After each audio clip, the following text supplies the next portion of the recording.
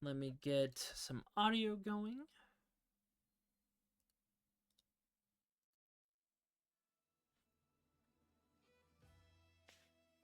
All right. We got 2 new players and 2 regulars, so that's always fun.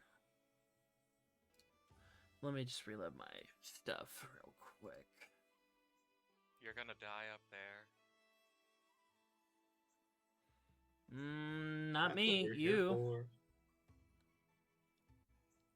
All right. There we go. I'm sure we'll be fine. All right. Let me calendar. Oh, we're a few days in. It's the 29th of Corvinus. In the year 855. Just approaching the lunar solstice.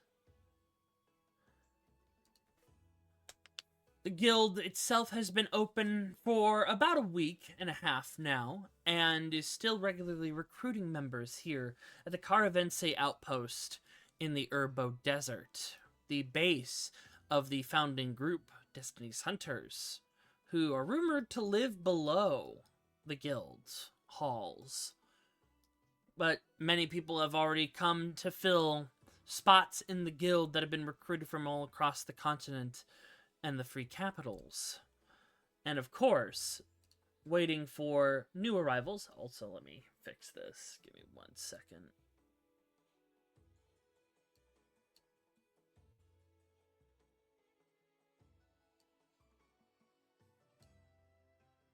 Just so your journals aren't filled.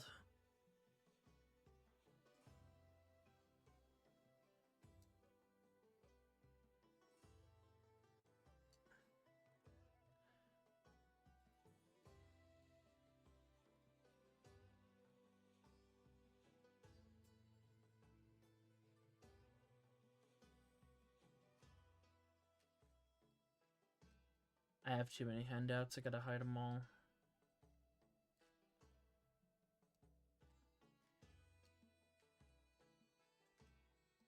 I was already just minimizing all of them because they started out all expanded for me. There we go.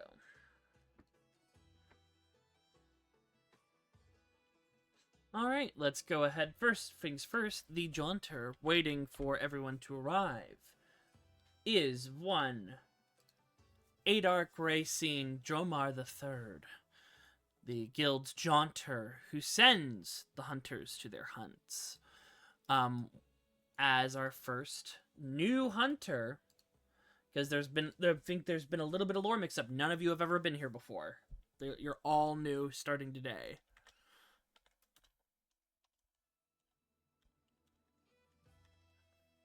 Oh, okay. Starting off small. The first person to appear through the jaunting process.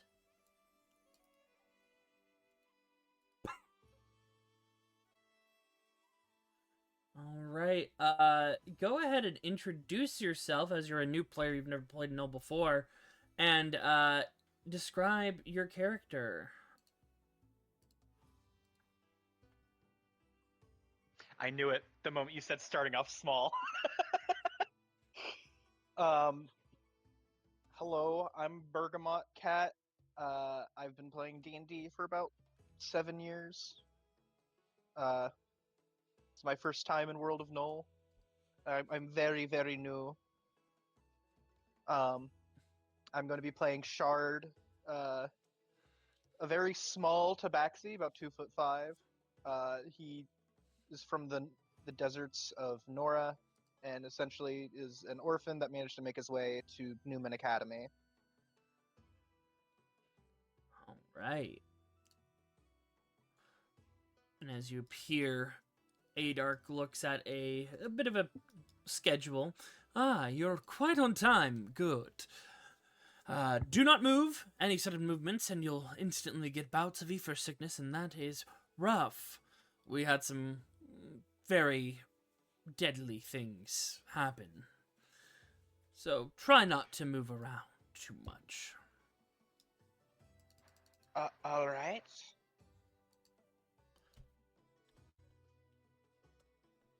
All right. The next individual to appear.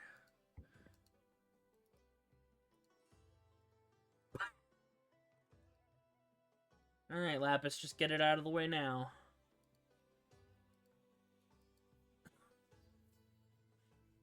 It's your turn. Yeah, sorry, I was trying to. Oh. Killed. Shot in the head. I was trying to find the mic switch. Gotcha, you're good. Yeah. Silent Whistler is this Ardling with very vibrant tropical colors. And he's just gonna kind of cock his head to the side, sort of dust off his wings as amongst the very large flight feathers you can see the heads of different species of spectral hummingbirds poking out before sort of nestling back in, and he's just going to say, "Oh, hello, is this where I'm supposed to be?" Correct. This is the Caravense outpost for the guild. Don't make any sudden movements. Ether sickness is quite potent and deadly, so don't do anything rash.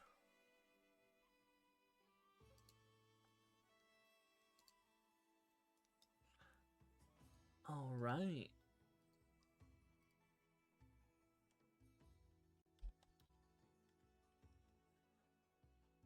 Alrighty, the next individual to appear. Another new player. Go ahead and introduce yourself and your character. As I...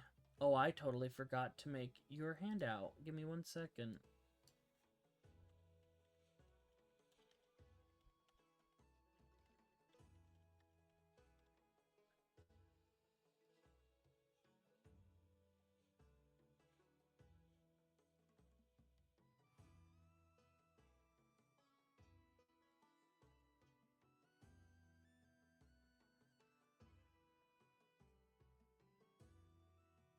There we go. Bam.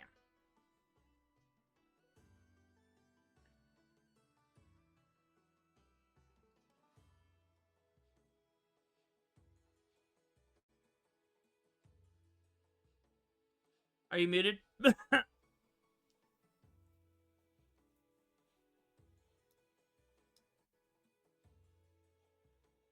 Uh-oh.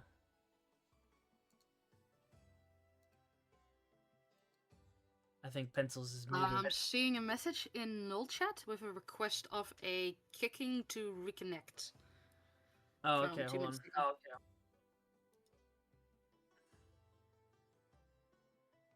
Disconnect. There we go. Try and reconnect.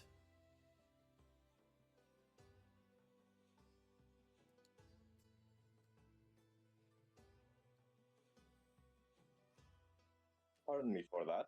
I go by Pencils. Some people call me Edwin. I had the pleasure of playing in a previous campaign with Makra and to meet all of these lovely people today.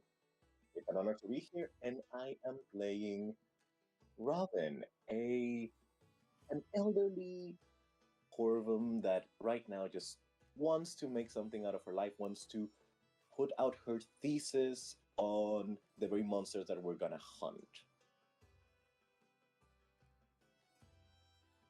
All right. Welcome. It'll be just a moment. I believe the last of your group is arriving shortly. And... Bam. Okay, go. After torturing me for like 3 days straight, introduce your character. Hi, I'm Goat. You might also know me from Black Moon, one of Vanakura's amazing campaigns, and I'm excited to play with y'all. Yeah, no sooner are those words said if you hear the voice of someone like coming from behind of a shit, fuck, am I late? I'm so sorry, hold on.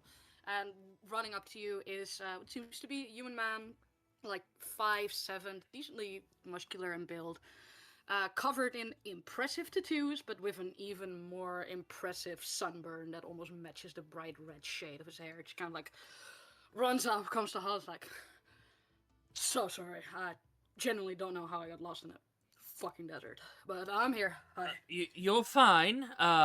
Welcome to the guild. You were likely jaunted out further into, like, probably near Ostholt. So you've arrived here at the guild with everyone else. All of them are just what's the word? You're all appearing. Also, if you're gonna chat during that, we do have the open chat in the voice call, so you can go in there and type in there, so we're not cluttering anything on Discord, y'all. Got it. Yep. And you can also use the Roll20 chat for that as well. But give it a moment so your bodies can adjust. I believe most of you have been jaunted for the first time. Takes out a pocket watch. A minute passes. All right, you're good to go. Make your way to the bar to fill out your paperwork, as you're all new hunters, and then you'll speak with the head of the guild over in his corner. He'll gesture for you all to go in. Which way's the bar again? Over here.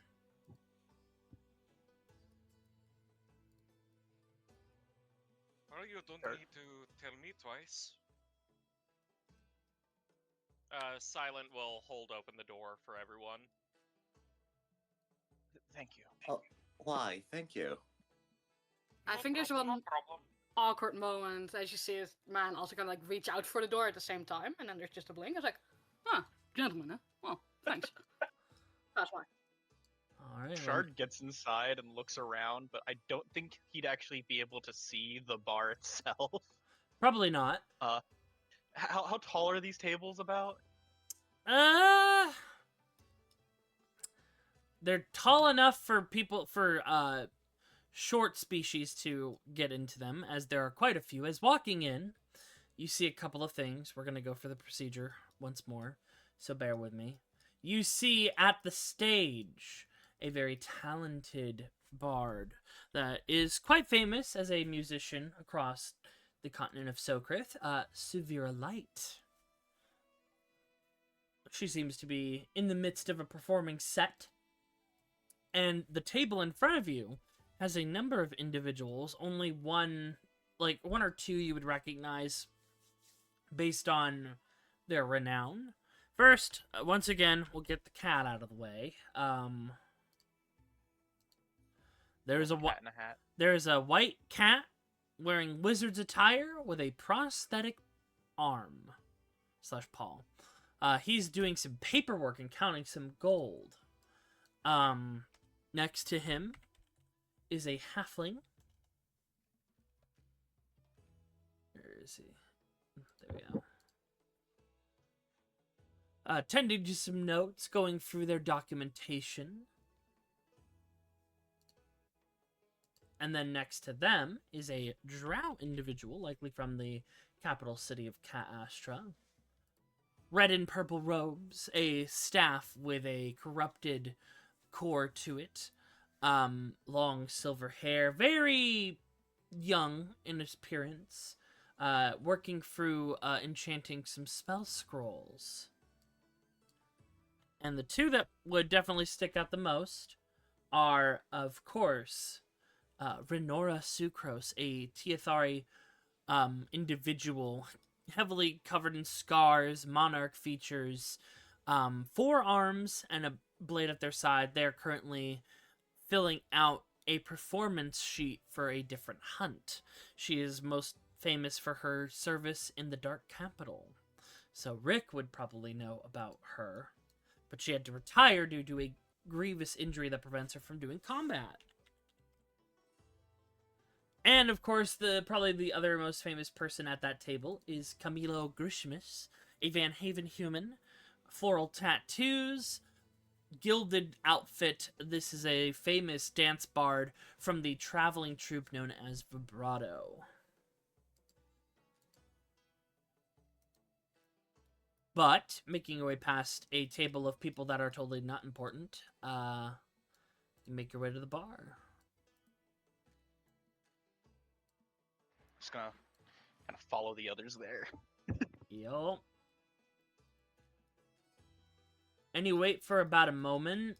There's no bartender, it seems. And then you hear a scuttering.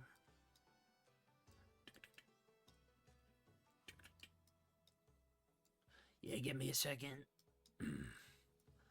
Just goes underneath the bar door.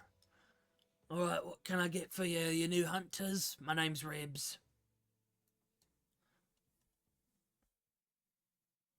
Hello, Ribs. I would like something a bit hearty, anything that won't get us too Very well. up before we go on our first job, but something that does warm the heart. Ah, you're the new hunters. Alright, give me a second. And he goes down, comes back up with paperwork. Go ahead and fill that out. I'll get your drinks ready. Thank you very much. Make sure to surprise me, please. Oh, do we not get to place our own drink order? No, we don't have a bartender yet. Ah well. I'm I'm gonna be surprised either I'm way. the cook. I'm Ribs. Uh, We're still looking for a bartender. okay. Alright then. Can we, We just can have we at basic least, stuff. request something non-alcoholic? I would also like to request something non-alcoholic, please. Alright. He puts 2 cups of clear liquid in front of Rick and Shard.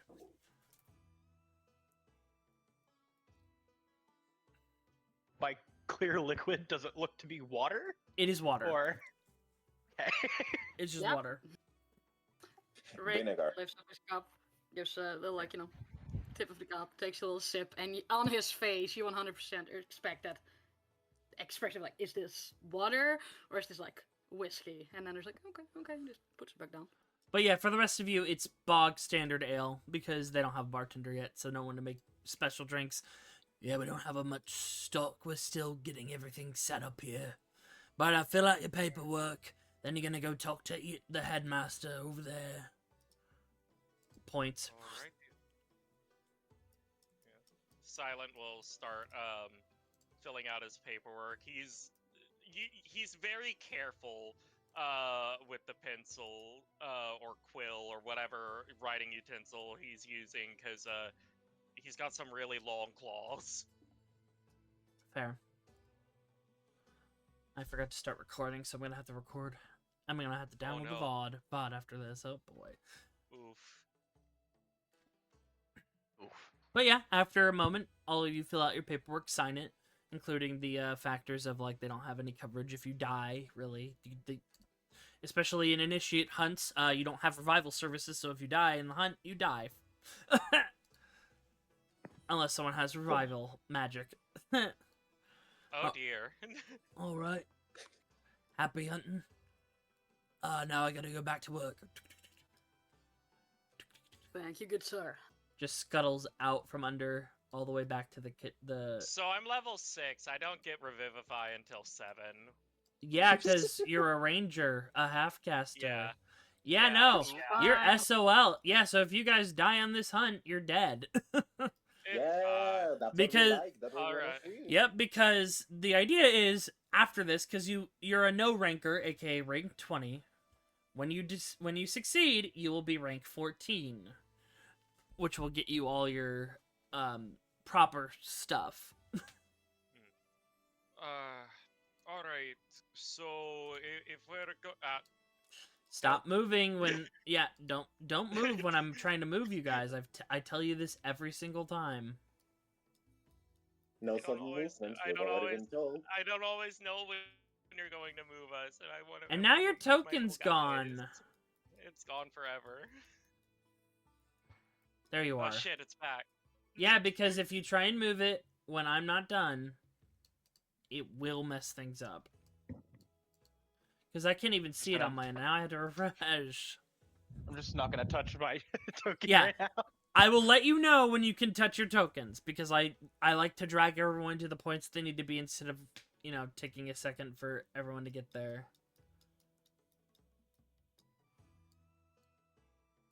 But together you pass a table of non-important hunters and make it over here. I don't trust the person with the squirrel mask. She has bad vibes.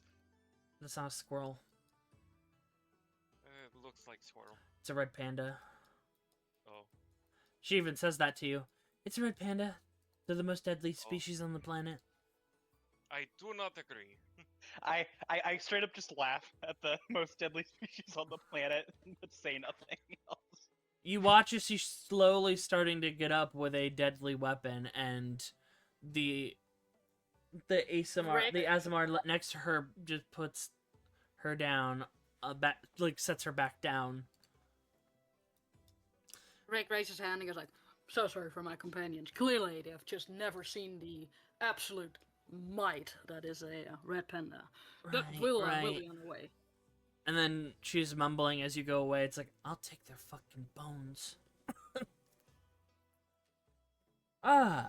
Finally. Welcome, new hunters.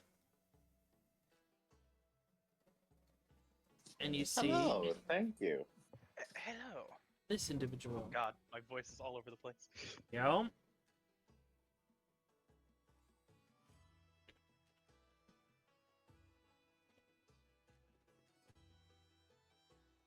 We're here for our first assignment. And you see this individual. You see a Van Haven human. Probably mid-20s, so he's young. Wearing the white robes of a record keeper, but also with the signature garb of both Etro and the progenitor god Ayun. Oh my goodness, I absolutely love your cloak. Where did you get it? My husband made it for me. Oh, how lovely. But welcome. My name is Ilyas Al-Usman. I am the head of the guild named TBD.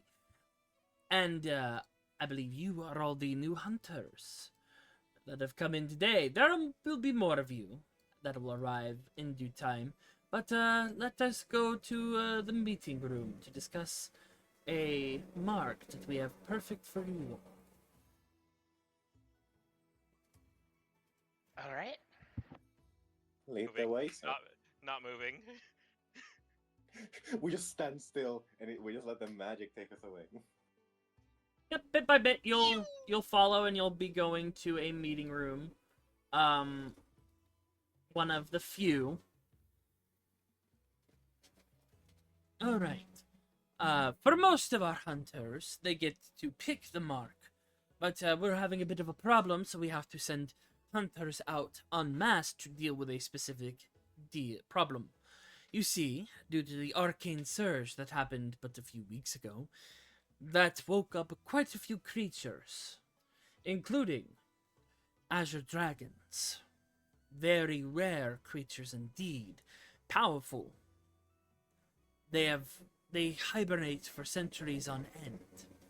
They have not been seen in quite some time.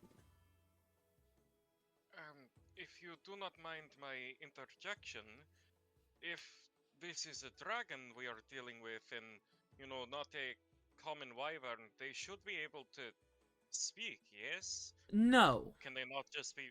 Really? Azure Dragons are more primal, feral dragons.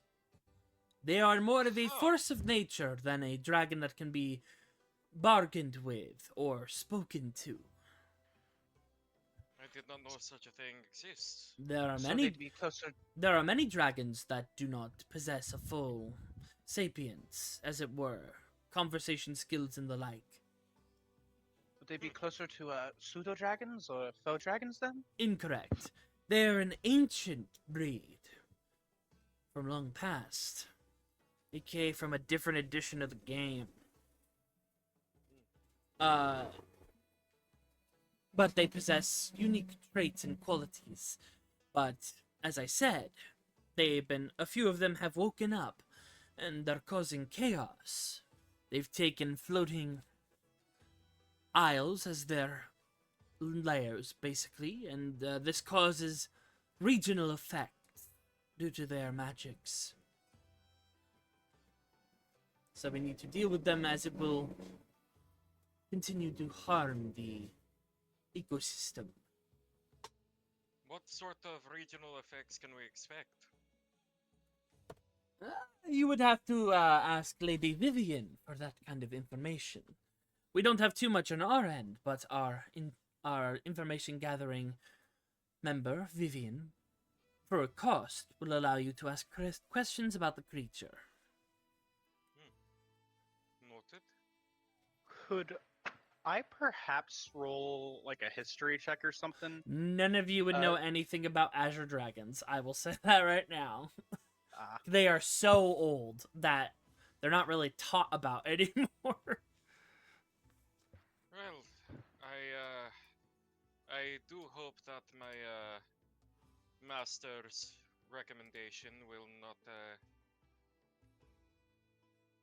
He like stops for a moment. He's like trying to think. His feathers kind of rustle.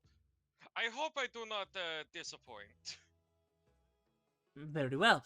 If you succeed this, you will be initiated into the guild at rank 14, which will unlock lodging, apothecary services such as revivals and holy healing, as well as a more wide array of items sold by our vendors and members of the guild, and discounts. What an honor. Indeed. Let the hunt commence, and he stamps something in here. As a little thing appears in front of him, and he just face palms. And it says, "Hunt begin. Hunt commenced." I think one of the founding members put an enchantment on something of mine. I don't know what it is, but every time I let someone accept a hunt, this appears, and that sound appears. Some kind of magical tinkering. That sounds very annoying. Like it would get very old very quickly. For us, yes. For them, probably not. After all, they are the founders of this guild. Huh. Does it make a noise every time you cook something too? Only when I commence a hunt. Oh, Adaptable too. That's actually quite fun. All right. There's So is it such a just whenever you fucking s- grin on Red's face. So is it just whenever you say it, or whenever you actually commence? I am not sure, but we will find out eventually. Now, may Etro guide you, and may the hunt go well. And he'll leave. So, first things first, we're gonna roll for your handler. Hope it's the cat. Everyone No wants the bias. fucking cat. Fucking cat. Oh, you got the edgy guy. Yes, good.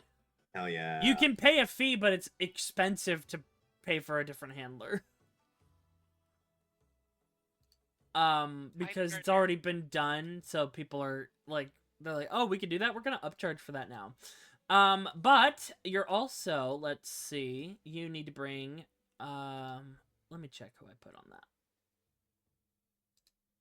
Azure Dragon. No, wait, not that. Hold on. I know I picked out your reserve members as well. Oh, I didn't. So let me go ahead and pick that now. Because you get reserve hunters, usually 2, that if you need the aid, they will help you out in the hunt by when you shoot a flare. So let's see who you get. Default, you get the healer, Sumire, because they go on almost every hunt. But let's see.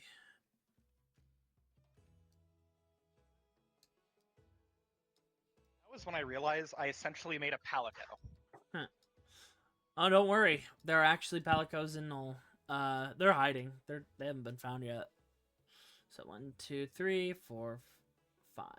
Yes, my brethren, I must find them. I must bring them to the guild. So that's a 5. Would that give you some 6. cat farces? Get out. Okay, you guys are getting Sarah as one of your reserve hunters. And then let's go ahead and roll a d4. 5. And you're... Oh, boy. This is just perfect. Oh, wait. You gotta pick them up. That's right.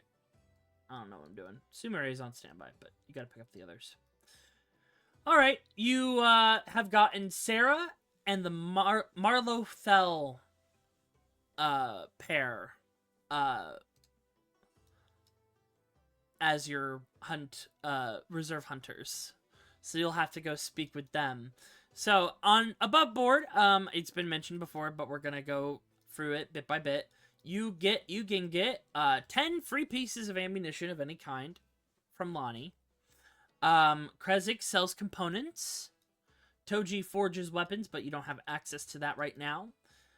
You can purchase from Lonnie as well up to rare magic weapons. And from Valana, you can purchase up to rare magic items. So she only sells like gear pieces and whatnot.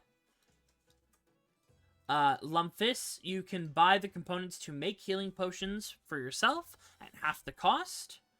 And then Germain is where you can buy actual healing potions. And then, of course, the miscellaneous services. First and foremost, Vivian. Duly noted. Vivian Asilitis. She will give you information on the hunt that you are going on. You just need to pay a fee, and she will let you ask 4 questions about the creature. And then, to get a visual of the creature, you speak to the Pictomancy wizard, Thera.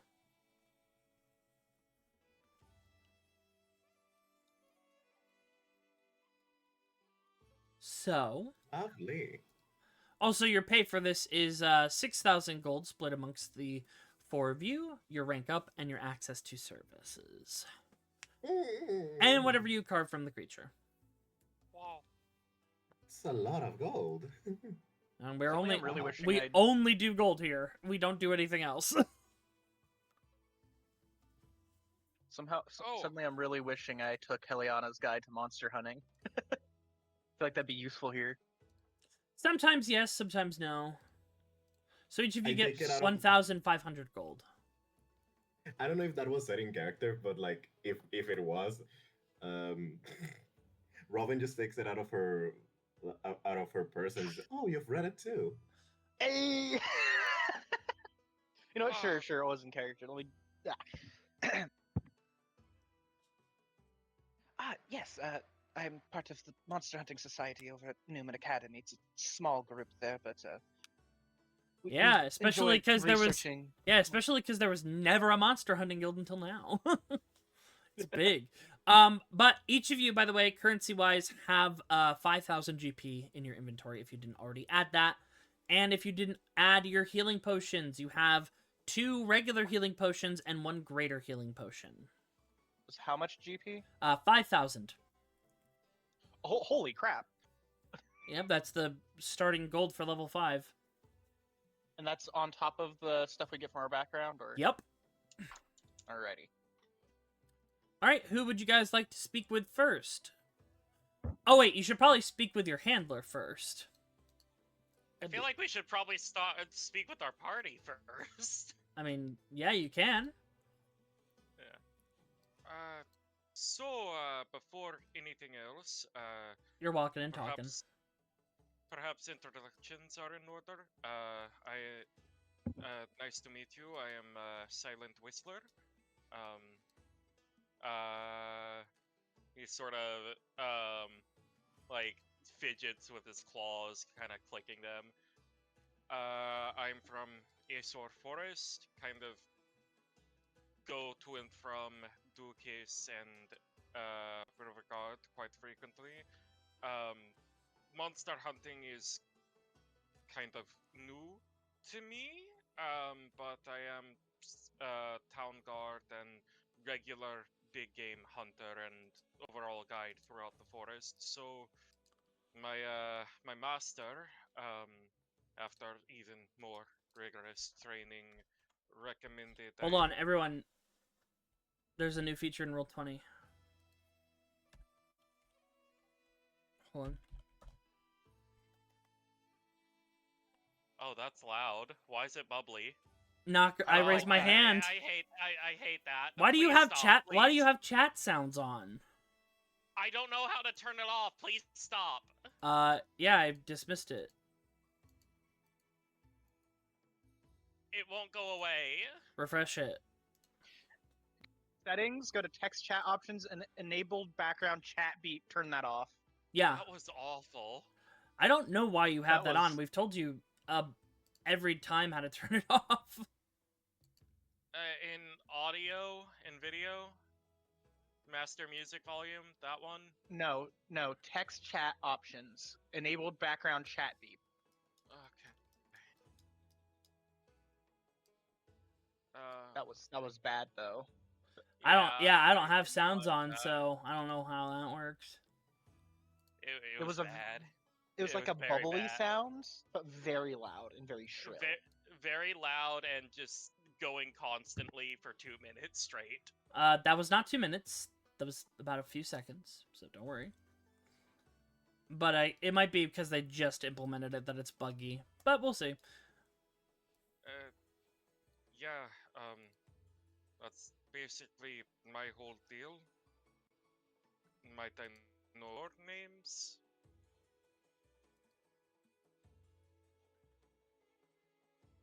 I suppose a bit of communication probably wouldn't kill. Call me Rick. Okay, Rick, good to meet you. Pleasure. Well, you both seem like lovely people. Oh, well, Sure, aren't you Peter. a little... Could you repeat that, hon? I was asking for you to repeat yourself, actually. Ah, sorry. Just, it catches up to you. She points to, like, her head, pointedly at her lack of an ear. Hello. I said that you two seem like lovely people. I would be really happy to work with you in this one. Well, if we make it. Give me a moment. Silent is going to sign to Robin. Is this better? Oh, yes, actually, I haven't. She starts signing as well as she speaks. We're doing both at the same time. I haven't really met many people other than my little children that really know common sign language. Silent is going to sort of grin rather excitedly and say, Second most "Oh, common language in Null, by the way. it's incredibly useful when coordinating in hunts. Even better when you're trying to be stealthy about it, and you can also mimic the voices and noises of nearby people or creatures." I found that as well. For the most part, I tend to just tap. I just tend to think really loud. But no, this is quite nice. This is quite nice. Marvelous. Who are you, by the way? Rick will kind of like, turn his gaze down towards you, The Shard. really small cat. Hello, I'm Shard. I'm a student over at Newman Academy. I'm originally from the deserts over in Nora. Oh, the Urbo Desert. That's fairly nearby Azure. Not exactly the most eager to go back. Took a lot to get out to Newman. But just don't underestimate me. I am a caster, and I assure you, I can very much pull more than my weight. Oh, on the subject of pulling one's own weight, do we have any healers within the group?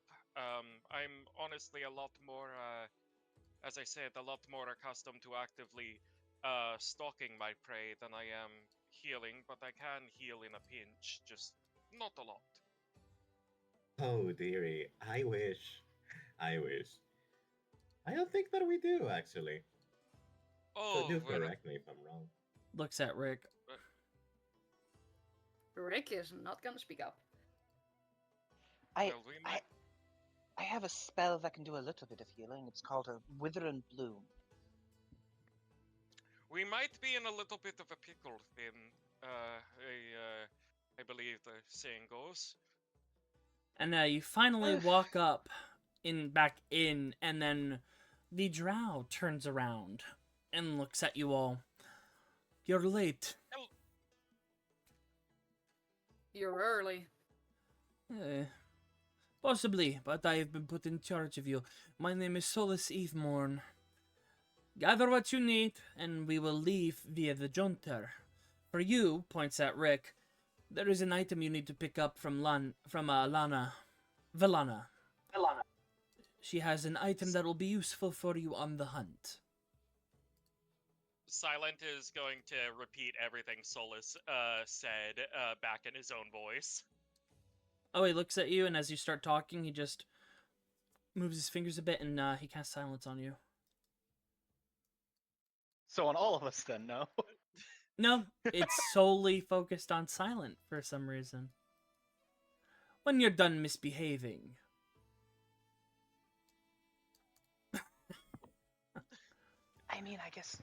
I guess your name is Silent.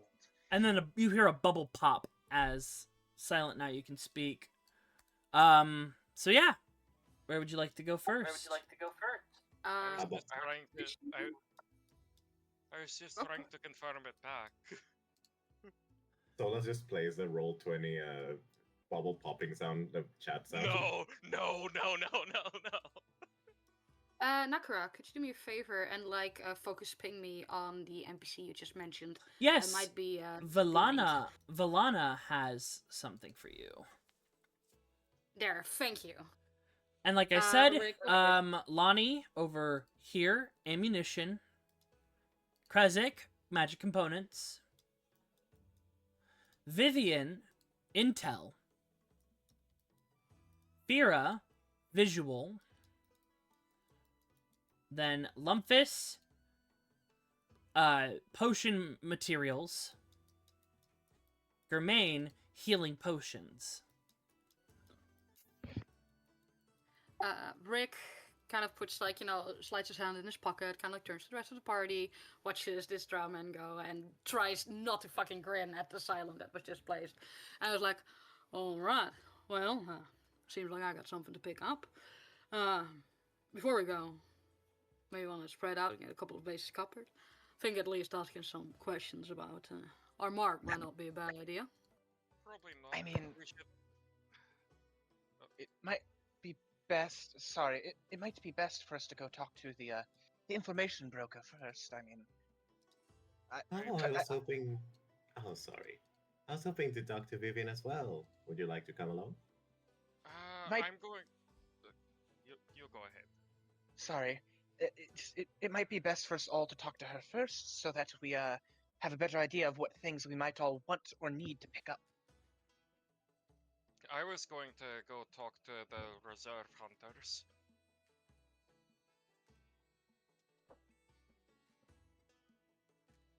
We can do all of those. I don't see no Okay. reason to. Alright, I guess we're going to talk to Vivian first and then the other hunters. Alright then. That means passing by the person with the red panda mask again, who Yeah. said something about bones. No. You leave. All right. Go ahead and head over Oh, there. don't worry about it. You have token freedom now. Woo! If she really likes to emulate red pandas, she's more bark than bite. she one-shotted their hunt, by the way. Which you'll see out here. Give me 1 second. Still being carved is because it was just yesterday for them. You'll see the giant fucking adamantine crab that she killed. Bashed it in the head Oh. with its own claw. Interesting. Yo. I don't know that though. I just know she's emulating a Oh, child yeah, red panda, the 100% fiercest creature unhinged. ever. That crab back there looks very tasty. It's probably starting to smell. Feel like it might. Oh have wait, a no, different they item got all the taste. meat out of there. Because those are ingredients that you guys can pay to get items of. That now everyone has access to, which I'll post that in just a second. But you all walk up. And crab, my favorite Drakengard 3 DLC. Uh-huh. So funny. I you, am. you see this individual, a drow woman. Very very fanciful attire, likely from the Asilitus bloodline, just from a few key features, very piercing red eyes that kind of glow, longer ears, and the hair is very, very white, whereas most of them have a standard, this is like got a unique sheen to it. But she sits there, and on the, like sitting on the booth, like top of the booth, you see this individual, a human woman.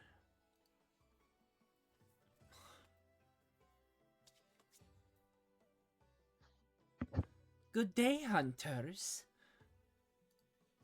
Everyone is coming to me today for the Azure Dragon problem, and I assume you are not the only ones. My name is Vivian Asilitus. I'm also a member of the record keepers of the Monastery of Etro. And this is my working partner, Zenova. Zenova just nods at you. Pleasure to meet you both. I am a Silent Whistler. All right. You have questions about the Azure Dragon? We do, actually.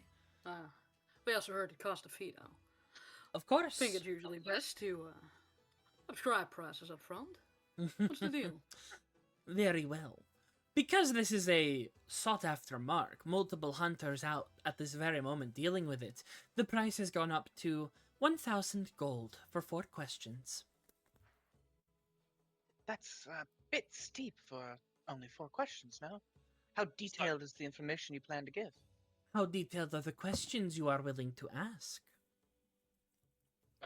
You get what you pay for. Silent will hand over 2,000 gold. Robin will hand over another 2,000 gold. It's not per person. It's one person pays 1,000. Like, or the group as a whole splits and puts in 1,000. No more, no less. She will not take any additional gold. Okay. I mean, Yep, you let's just can't split it, can't like, play well, you can't pay 2,000 and get 8 questions. That's not how she does it. I wasn't trying. No, I No, wasn't like trying to I get. thought that it was like, oh, I'll cover this. No. Yeah, Just it was. yeah. No Silent tips. was one. Yeah, Silent was one wanting to cover, and when she said you get what you pay for, Silent was.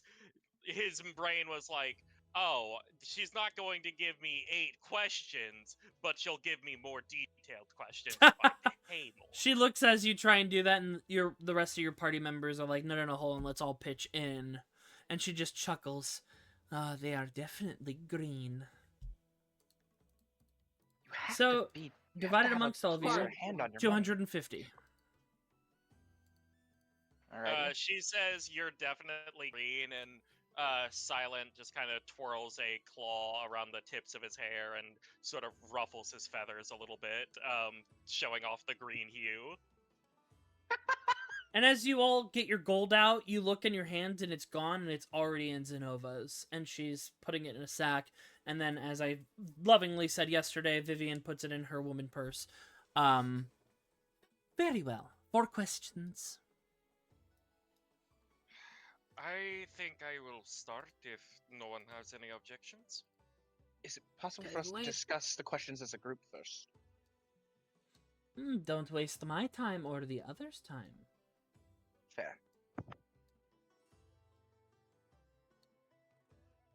Silent looks down at Shard and is just going to say, So you wish to discuss beforehand? Do He looks over at Vivian. Do we need to step over here, or like, is this a genie sort of situation where if we Is it a ask? speak with dead spell? Yeah, is this a speak with dead kind of situation? That's not that. Does that? Fuck. She's just silent, watching you all, taking a drink, waiting. Okay, it's not. Okay, got it. He gives a thumbs up. I'm Zenova starts going- whispering in Vivian's ear, and she's like, You need to Okay. not recognize it as a question. If you recognize it as a question, they're more likely to. Well, Okay. I love the energy here, but can we be focused? Yes. These ladies are better. Here, I'll just go ahead and start because I don't think anyone is going to have any complaints about this one. What sort of environmental effects can we expect the magic of the dragon to have? I'm someone who is very used to using the environment to my advantage, and I would like to know what advantages I can glean. the Azure Dragon is a master of multiple elements: steam, acid, and lightning. They use the light, they are natural conductors of electric energy. Storms often gather where they are, and they can be quite devastating. Expect to be So- dodging lightning. Got it. Average day out in the Azure forest. That is very, very lucky for me. That is one question, 3 remain. Do you mind if I ask the next one? Not at all. Go ahead. What weaknesses do you know of in regards to the Azure Dragons? Biological, magical, etc. It is resistant to non-magical bludgeoning, piercing, and slashing, vulnerable to no damage, and immune to acid, cold, and lightning. So I'll There goes one screenshot of my that. spells.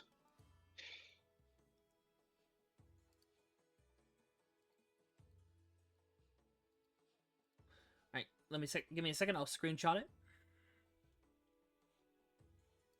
And I'll put it in the group chat.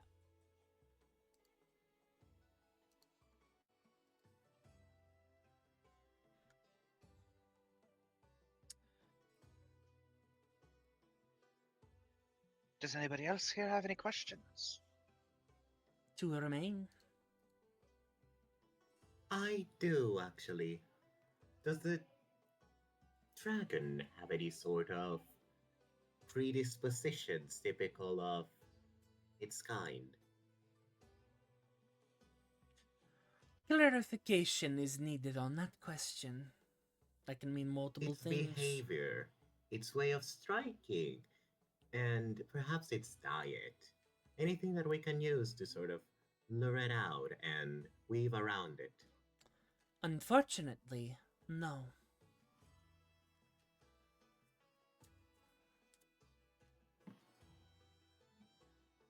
No, to what? It wasn't exactly a. They have been slumbering for so long we do not know their diets or behaviors, only what we've been able to glean from the creatures Oh, they're new. themselves. They have been Maybe sleeping Not for bad. quite some time. Maybe they exclusively eat humans, bird, and cat people. Maybe we're gonna find out. Wait, In Rovan, any case, that's gonna be a great discovery. Rovan, you had. Oh my! I'm slipping into your accent, silent. Rovan, you have Heliana's Guide to Monster Hunting, no? Of course I do. We might be able to use that to gain some information with it. It has some magical effects with it, after all. Mhm. If we can We're gonna find have one, to be in anyways. front of it. Though. If Rick anyone raises else. his hand. Go on, Rick. There are a lot of these creatures around. How About- pack-oriented are they? If we end up in a tumble with one of them, can we expect more to come to aid, or it is more of a mano-a-mano? From What what should we be we've prepared for? gathered, only 7 have woken up.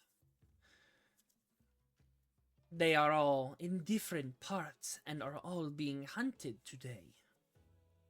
So unlikely that you will encounter more than one. Duly noted. Thank you, ma'am. And that's all your questions. You can leave. Probably would have liked to ask what their mental and physical capabilities are like, but we can probably find that with the Yeah. monster hunting guide.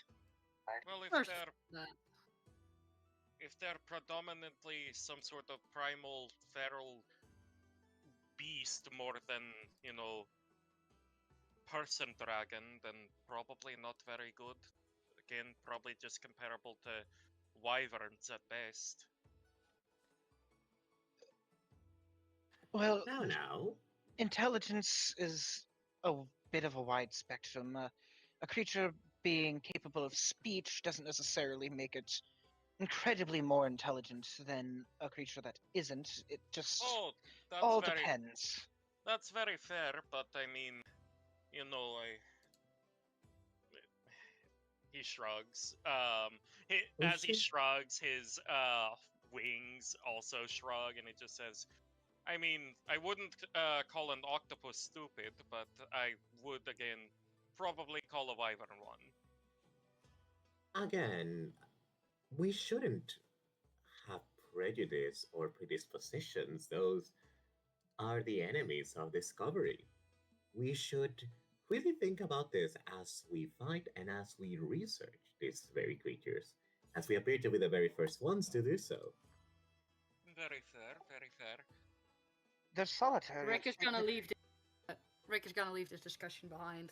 This is all way too fair to him, and he's gonna start making his way downtown, so to say.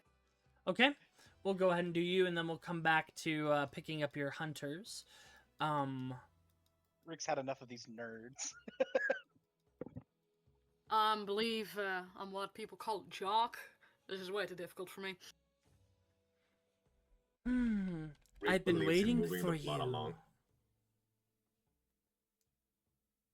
Sorry, Nakura, could you repeat that? Valana says, I've been waiting for you, Cedric. The very jovial walk up into this woman's direction comes to a fucking halt. As he stares at her for a solid fucking second and goes like, She maintains eye Oh. contact, not blinking either. well, that's, And you see this individual. Of octopuses. have we met? No. She told me that you'd be here soon. So, I prepared something for you. She? My patron.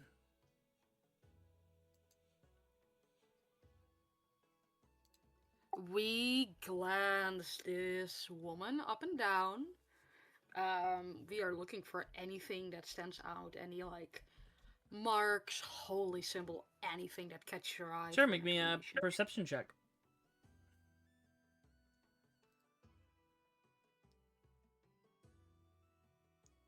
Let me open my sheet.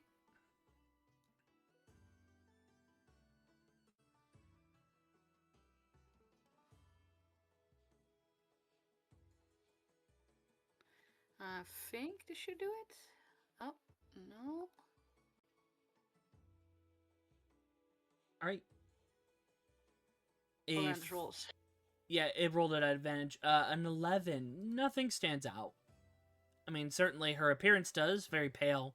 Oh, yeah. Very gaunt. But no holy symbols to speak of. No markings or otherwise except for the missing eye. But she holds out her hand and she's got a set of beads in them.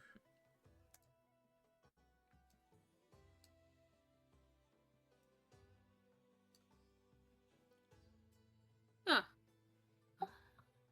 We do not reach out immediately. We just kind of like look at her, look at this thing, look at her, and it's like, what's the payment? 3. You need these.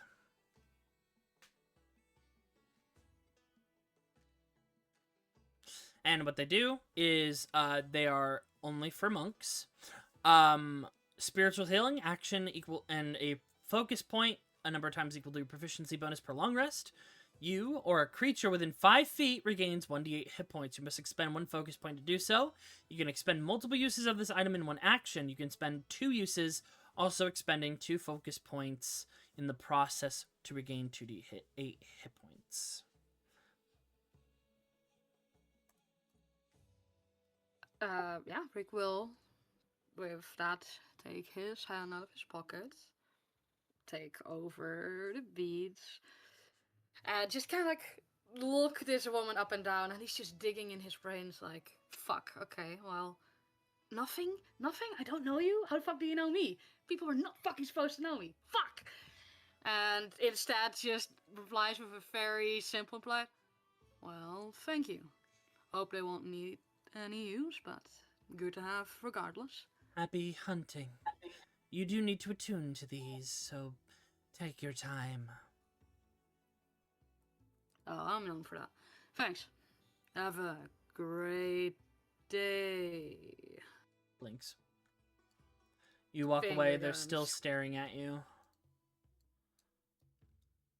What the fuck? And you 3 are grabbing the hunters that you need. So you... I'll walk over here. And you see the 3 that you were told to look for. Sarah and 2 individuals that are... They will stand out, basically said you'll know them when you see them. So the first one you see is a human woman. Wearing the vestments of an arcane warden. The elite mage hunters of Sokrith. I'm gonna be standing a little bit further away from her. Silent They will only hunt walk bad up- mages. Silent will walk up fearlessly. Hello there. Pleasure to meet you. We're the new hunters, and we were told that you were among the reserve hunters for this little romp to find the Azure Dragon. Ah, very well. Gets up. I will see you at Crystal. Okay. Silent is going to look back at Robin and Shard and just say, I like that one. She reminds me of my master. And the next Walk 2... Oh, interesting. Oh, it's the entire Halloween aisle. You see 2 God. individuals. A Van Haven man and a Socrathian human, a Thel. Sitting together, arguing passionately to each other. They both have fangs and sharp nails. They are definitely vampires. But this is Lila Thel and Grayman Marlowe Thel.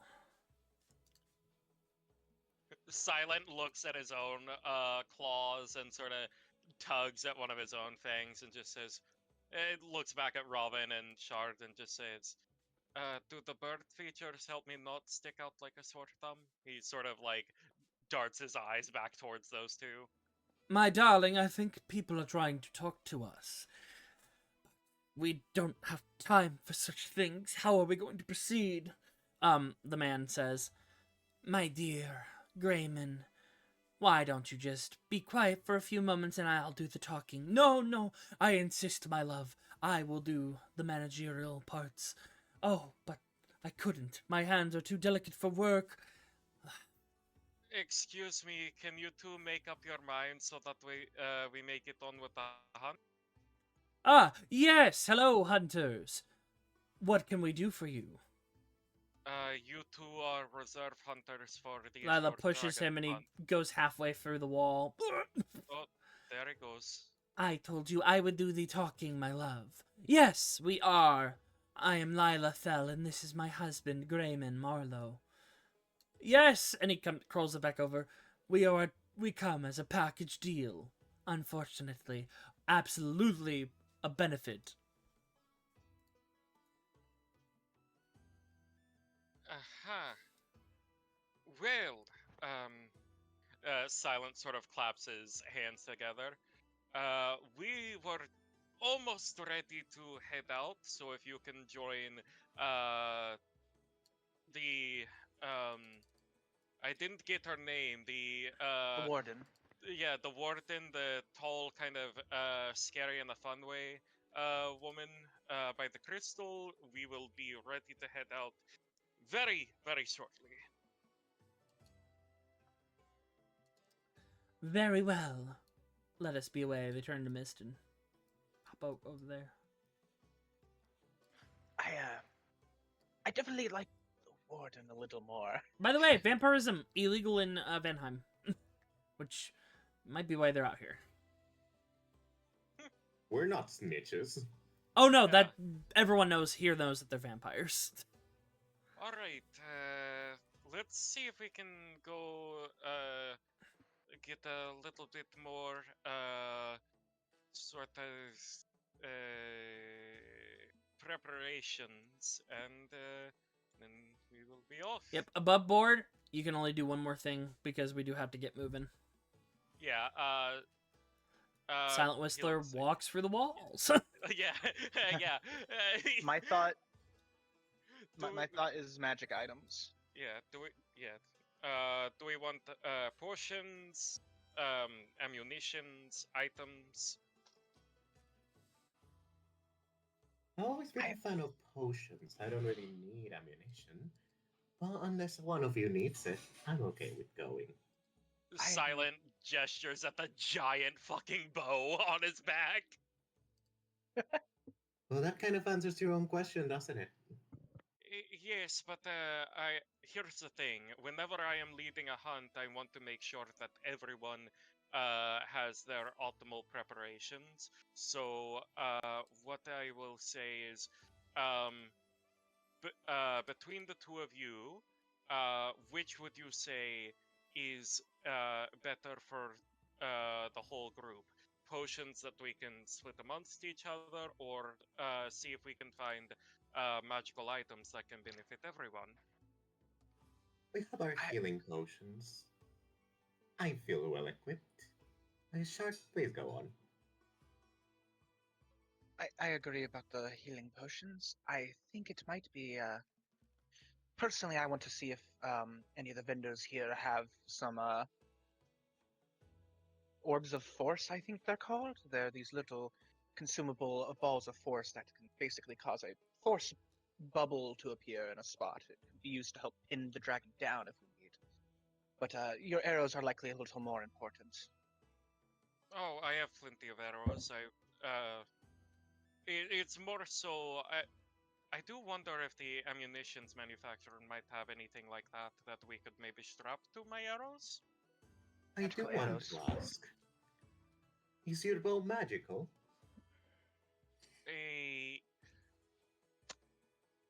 Yes. Whenever I hit something with it, I can slow them down. And he sort of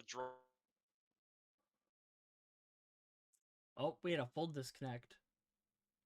also if 1 second, we had a like a full disconnect. You gotta repeat Oh. whatever you were saying about your bow. uh Oh, he draws the bow and it is almost as tall. Oh, I can. Hello. uh-oh. Yeah, no, it's real bad. Give me 1 second. I'm gonna reset the Stream's having issues. Yeah, let me see. Oh, that would do it.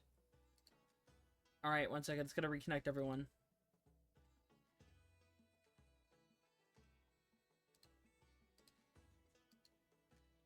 Alright.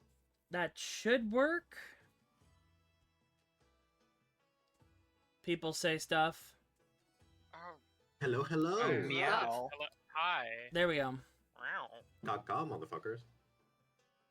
Meow.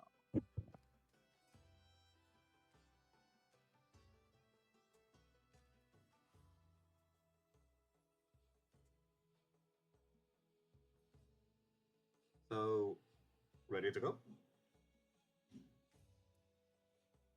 All right, so I believe you said you were going to go talk to Lonnie, correct? You wanted to see about the ammunition? Well, we were talking about the bow real quick. Yeah. If your bow isn't magical, I can make it magical. I have a spell to enchant weapons. I can literally turn your bow into a magic weapon. It is already a magic weapon, so don't worry there.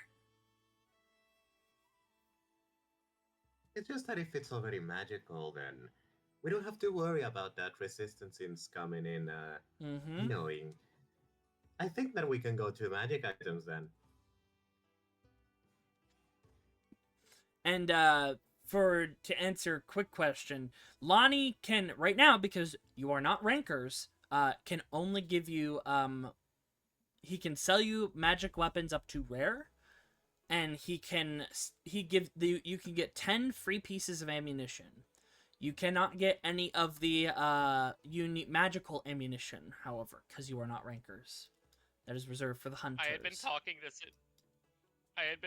this entire time, and I forgot that I had switched to mute. Oof. Oof. Silent is just going to say, if I really wanted to, I could even shoot a spear or a javelin from it. So that's fun. This is correct. I mean, I have a spear you Awesome. could use if we need. Noted.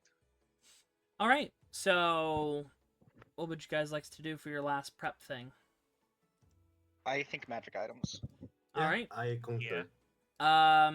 You can go ahead and look through the D&D Beyond link at the very top of your thread. You can get up to rare. And you can also look at the Knoll Shopping Center link, but it is severely outdated. Quick, guys. We must speedrun the shopping. I will let you all pick. How much would a few beads of force cost? Oh, that's a very good question. Because those are not in stock. I gotta roll for that. Give me one moment. Apologies. No, we literally have a system for it to try and find out. It is It's a consumable. they are rare magic item. consumables, so we need to roll on the table to see if it's in stock. 100. It is in stock. They only have. They have 4. And each is 2,000 to pop. That's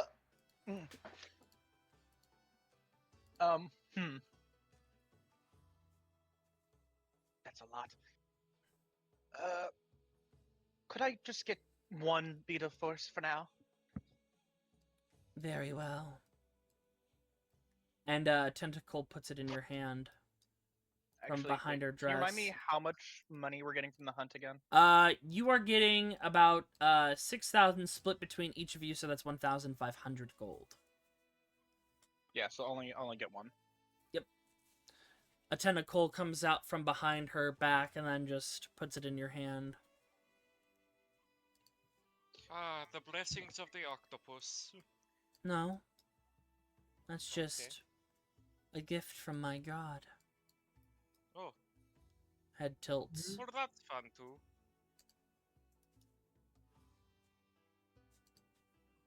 Does anyone else wish to Robin? purchase anything? Yes. Robin will go up to Valana and ask, how much for a beer force again? 2,000 per bead. I have 3 great. remaining. Now you will have 2. And she will set down 2,000 gold. She'll count that out, 2,000. Alright, here you go. And then a bead is handed out to you as well. Thank you. Robin will then walk over to Shard, grab their hand, place it in the hand, close it, pat, and go on. Thank you, Grandma. Alright. I really don't feel much of a need for any more equipment. I feel quite confident. Famous last words. Very famous. If I die, then I die. Yeah. What can you do? You're Alright. gonna see me put those beads of force into my bag of holding. All right. Silent, anything you are grabbing? No, silence good. They just continue to stare at you all as you walk away. Actually, how much does a bag of holding cost here? Let me look. Bag of holding. I've heard plenty of good things about those. I mean, also might want to actually ask how much an arrow of anchoring costs. Oh, Oh, that's that's a up good. to you there. That's a good point. Hold on. Because that is also a non-stock item. Where is this item from? In saddlebag. Oh, hold on, let me see.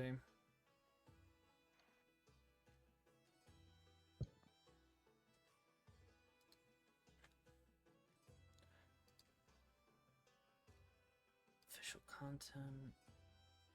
Partnered.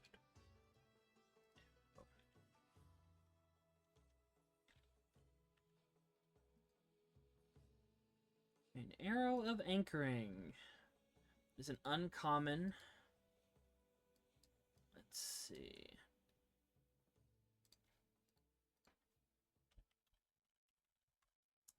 $78. Yep, they have one in stock.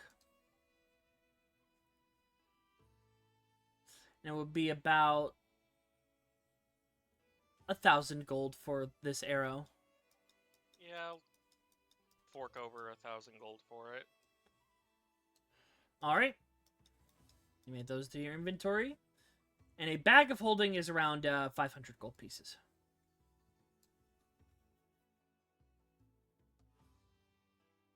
I'll gladly Wild. take one. Thank you very much. All right. Double. Oh, I can hear myself. Yep, it was on pencils. They just muted. Double checking. We don't keep track of normal ammunition in Null, right? Like, so. I'm not For going the to have hunt, to- you do. Oh, like for basic Yes. arrows as well. Yep. For the hunt, you have to track basic ammunition. Oh. You need to hit a certain level where you stop needing to track ammunition. Was it 1,000 Okay. for one arrow of anchoring? Yep. They only have one. That probably wasn't a good price. I mean, a bag of holding is 500. This is a uncommon consumable. Consumables are vary in price depending on what they do. Let me double check how many regular arrows I have. That's why there's an ammunition service as well for the 10 free I have- pieces. I have 40. Okay, you're pretty good. If you want to cap out at 50, Lonnie can give you 10 arrows. How much would 40 more arrows run me? So you get 10 for free, and then Yeah. for a bundle of arrows for 20, that is 7 gold. Okay, yeah, I'll do that. All right. Does Rick want to get any magic items before we go? Rick already got the beads. We're good. All right, I believe that's everyone. Good, good. One of you is going to, probably the most responsible of your group, is going to need this. And they hold out a stone. Silent will take it. God darn it. Beat me to it. They were handing it to Rick, but okay. Rick- This, Oh, Rick is there with them? yeah, Oh, you're going to your he was hunt. moved back. Yeah. My bad, my bad. You're good. You see this, a gate stone. This is tuned to this crystal. Once you finish your hunt, simply activate it and it will return all of you, as well as the Mark's corpse here. What's left of it after Alright. you carve it. And you may add the gate stone to your inventory in D&D Beyond. Whoever took it, I'm pretty sure Lapis just yoinked it. I do Oh, love it's the a mental good image thing. of him reaching it out to Rick, and Rick raises up his hand, and then silence she's like, yoink. Yep, 100% how it happened. Solus will look at each of you. Silent heard most responsible and was like, okay. Alright, our destination is the Azure Forest outskirts. Well, guess it's time to commence the hunt. Silent just grins ear to ear, like, okay, so I really wasn't far off when I said the average day in the Azure Forest. Well, we will be atop a floating isle. The Azure Rain will still be up there, more likely than not. Alright. And with that, these two are already there, so I don't need to do that. Gatestone, all one word, or Yeah, Gatestone, all one two word. Okay. There we go.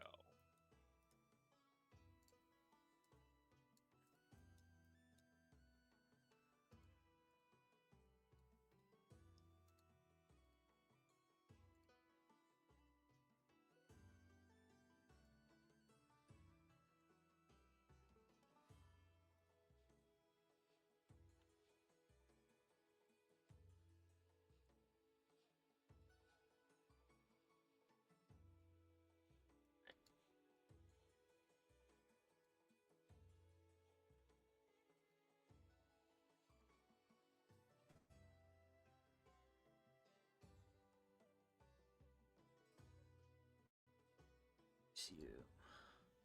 I believe this means that we're ready. Yep, I'm just getting And something we are. set on the next map.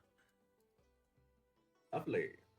I do think, as we are waiting for Nakura to finish this, Rick kind of like slides his hand back into his pocket, and kind of just turns towards the people in the party, and I think turns his attention towards you first, Robin. He goes like, alright, before you head out there, I think it might be a good idea to get a little bit of a clearer understanding about what everyone's supposed to do once we're out there. What's your stick? Well, I've studied for a little bit, and I have managed to find a way to propulse my feathers rather quickly. My children say that I walk pretty silently as well. Thought that I might make a good thief if I really wanted to. Of course, I don't really want to, but there's that. Um, Given the right position, the right options, the right setup, I can hit quite hard. But I'm really more of a researcher by trade.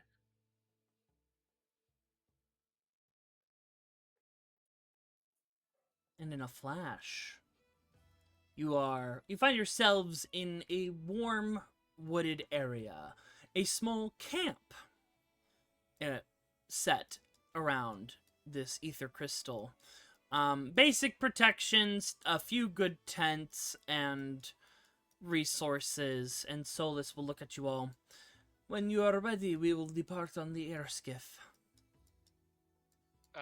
Silent takes a deep breath and stretches his wings out and just says, take a good deep breath of that fresh Azure air. It's awful, isn't it? It's so humid. It's so humid here. And to show you where you are on the map, you guys are currently... Here's where you were before. You are now over here.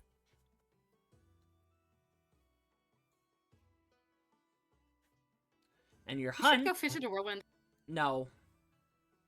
And your hunt is on that floating isle. Ooh. So you're going to be Interesting. about 300 feet plus in the air. Ah. Yep. Don't fall. Unless you're me or Robin. You don't know what I can do. I almost True. had a magic item with flying speed and feather fall. I'm kind of regretting not taking that. Well, yeah, we couldn't figure out where it was from. Was the main problem. I still don't know where those came from. They're not from my homebrew. Yeah, they're not. They're probably from Probably from Air's homebrew. Air has like a wild collection of items. But, Alright. basic mechanics. Should you faint on the isle, you are instantly teleported back here to Sumire and given the benefits of our a short rest, basically our 2 free full heals a day. And then you are sent back up. This can happen only 3 times. And it's not 3 times per person, it's 3 times total, because if you fail 3 times, the hunt is a failure. And we die. You don't die, you're just sent home really awkwardly. Okay. Mhm. Uh, Alright. We will turn our gaze to Shard and it's like, alright, we know what Ms. Roven does. What's your deal?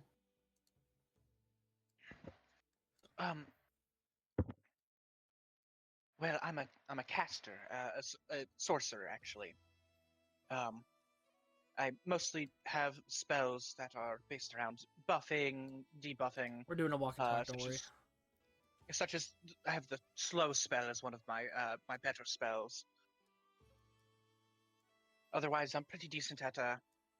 I pride myself on being able to cast these spells quite effectively, and also cast some other spells quite quickly.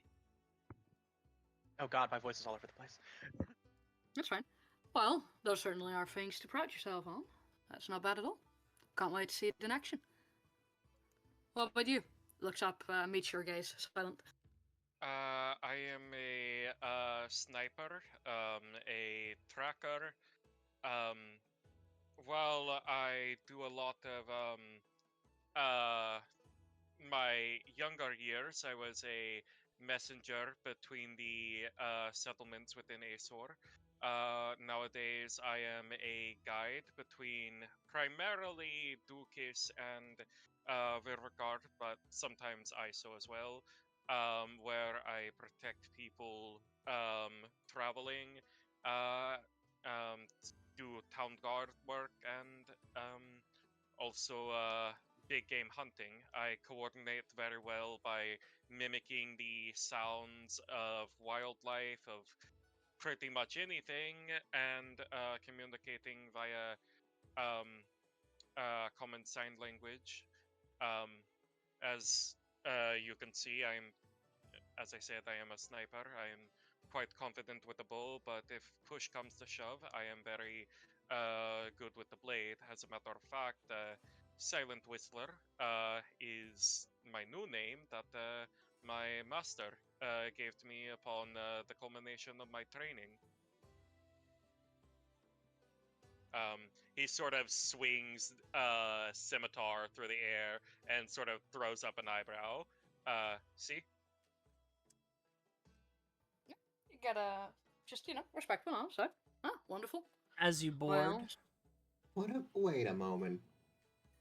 Rick, what about yourself? he gives you a slow grin and he goes like, oh, nothing of that complicated stuff. I just come close and I hit him where it hurts. Nothing too fancy. Straight to the point, we like that. alright, are you done talking to each other and ready to head upwards? So Yes, it's indeed. fun. Ju- Very well. Just 6 seconds. I would like to use a magic action and set up psychic whispers in the party. Okay, yeah, that's fine. You'll Lovely, have that's it. more than enough time. It's gonna take you about 30 minutes to get up in the air. Woo! But let's go ahead and get you up there. So you're a pugilist, Rick. That's a very fancy word to use, but sure.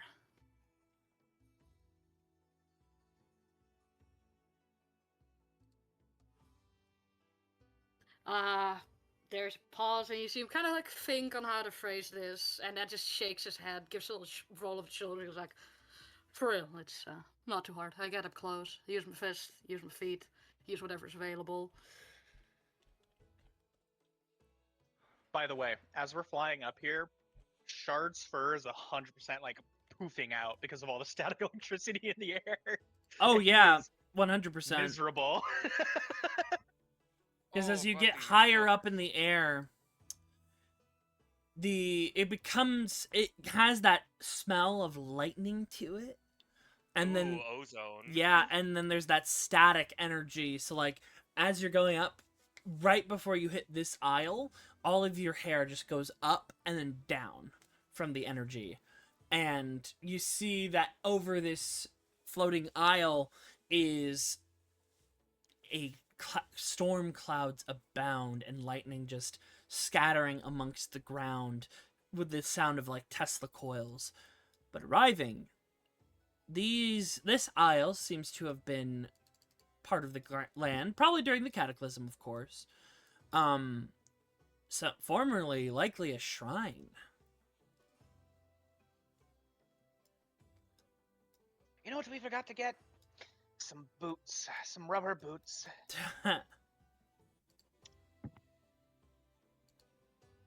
Oh, and I get to pull out my favorite thing, aka massive damage.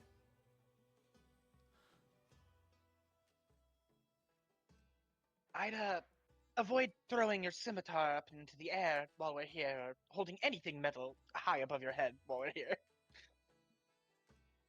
Noted. Oh wait, where is it in here?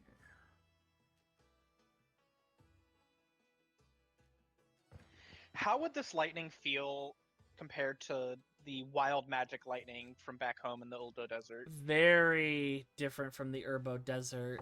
Like, it's tingly. This is not natural from the weather. This is being created by a creature. I like to say hello. Yes, we're having weather. This lightning feels unnatural, by the way, so definitely keep a closer eye out, and if all of your hair starts standing up at once, you might want to find cover. Well, our description we got just said that they surround themselves with lightning and storms and all, so suppose we found their culprit easily enough. That said, shall we move on? Indeed. I'm trying to find something real quick. I recommend we stick to the rocks, try and use them as cover as we go. Before we start to Verily. move, Rick would like to make use of just the static electricity in the air to kind of like rub a hand through his hair and then like reach a finger out to kind of like give silent, just like the small static zap. Yep, hold on. Just I to see. actually gotta look at my physical PHB.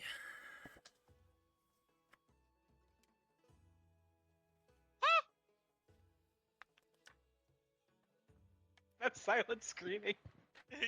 Yeah. Wait, hold on. Let me revise that. Fucking peacock noise. Uh-huh. Oh, he looks at you and you see such a fucking grin on his face. I'm not above joking around with teammates, but we are in an incredibly dangerous environment hunting an incredibly dangerous and unknown creature. So perhaps we shouldn't be poking and prodding people to make loud noises like screams. You Robin really shouldn't. starts rubbing her hands together and taps Silent on the shoulder. Eh? Where is it? They're Okay. zapping you too. Mm-hmm. Okay. Very, very good to know we have professionals here. Okay. Ah, what's the worst that's gonna happen? By the way, you really probably don't want to touch me at all right now. I am practically vibrating with static electricity. Guys, You look yeah. like you carrying enough charges to where you could quite frankly float away.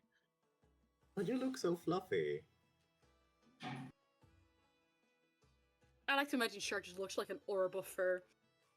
Yeah. Oh, am I looking? I He's- might be he's looking a in the wrong book. Give me a second. He's a short-furred cat species because he's a black-footed cat. So it's not like Okay, I think I'm looking at the wrong book. super fluffy, DMG. but he is like noticeably like almost rounded because it's all just sticking out on ends. Sources. Hold on. I know you said short-furred, but I just immediately was reminded of Here we go. this. I'll put it in null memes. There we go. Good to know. I got it. All right. But all right. ahead, you see the source of this lightning because it's pretty obvious. Resting, but awake, like they're just laying there. You see this creature. Oh, it's so cute. Oh. You see a Like that. you see a serpent-like dragon, also a very rare thing in this world, mind you. Most dragons are bipedal in nature. I like that it has 3 bars. Don't worry about it. Bipedal.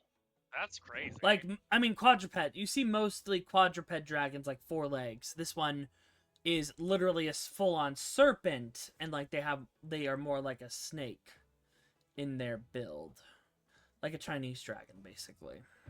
They look kind of shark-like.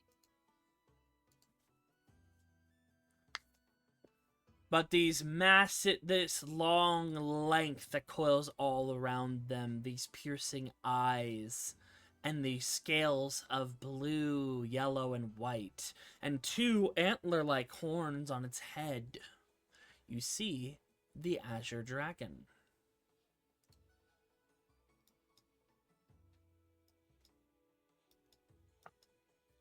Oh, that's such a cute little Stormcaller.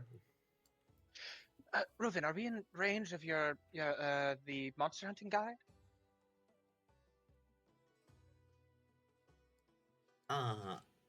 In what sense? Is it possible to use any of its features currently?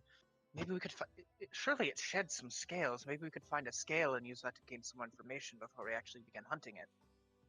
Certainly, if you can find a scale, but it is right there. Fair, and I guess we can always use it after. Yes.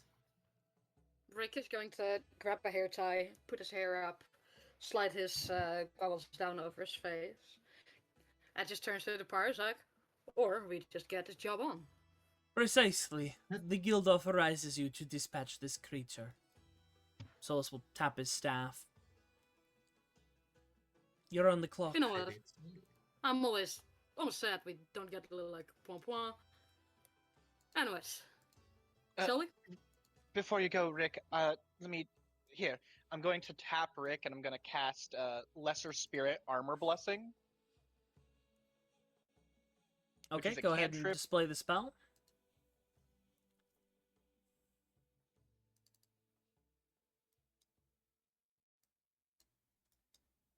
Why is it... Do you have it fully synced up? There you go. Whenever attack roll subtracts 1d4 from the attack roll. Okay. I forgot it. Still, it started to ask if you want to roll with normal, advantage, or disadvantage, even if it's just a display. Yeah. Alright, you have that blessing, Rick. Well, thank you. Much appreciated. He has no idea what this does, but he gives you a thumbs up anyways. It'll make it a little harder for them to hit you. Ah, well, thank you. You hear Yeah. a rumbling, like, throat sound from the dragon as it slithers down from its perch and starts floating in the air. It has noticed you. Alright, spread! And Rick would like to get a move on. Because we Alright. are nicely clustered together, and that's terrifying. The moment you get to here is when you roll initiative.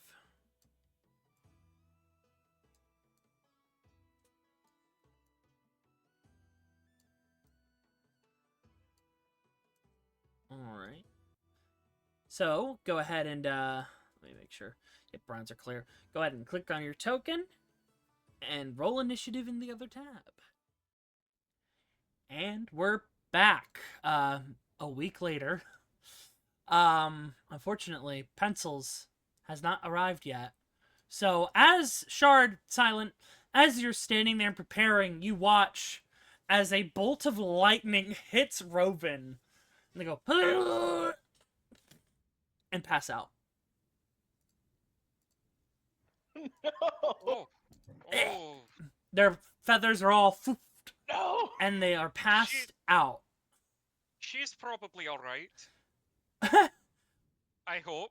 Which lets me also announce, by the way, if I see your token struck by lightning on your turn, the actual animated lightning, you must make a dex save, or you will take a certain amount of damage from the lightning. Oh. How many times does that happen if it's on our turn? If it hits you more than once on your turn.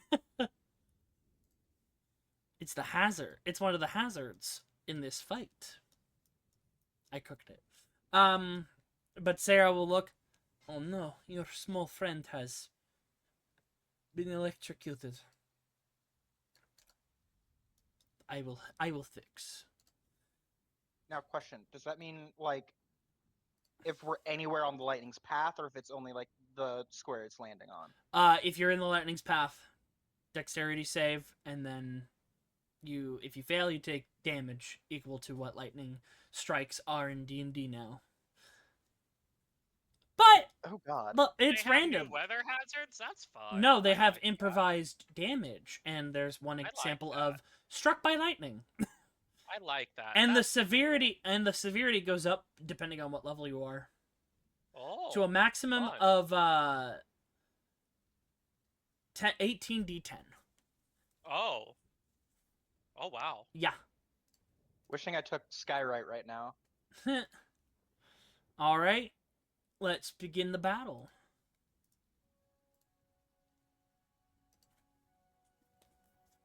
I get to go first.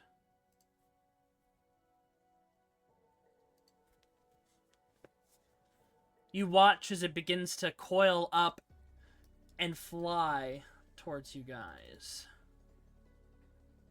Good music choice. Y'all.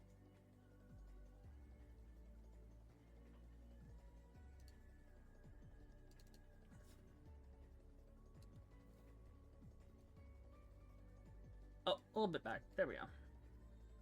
And you watch as it looks over to the pillar where Silent and Shard are. And it's gonna go ahead and I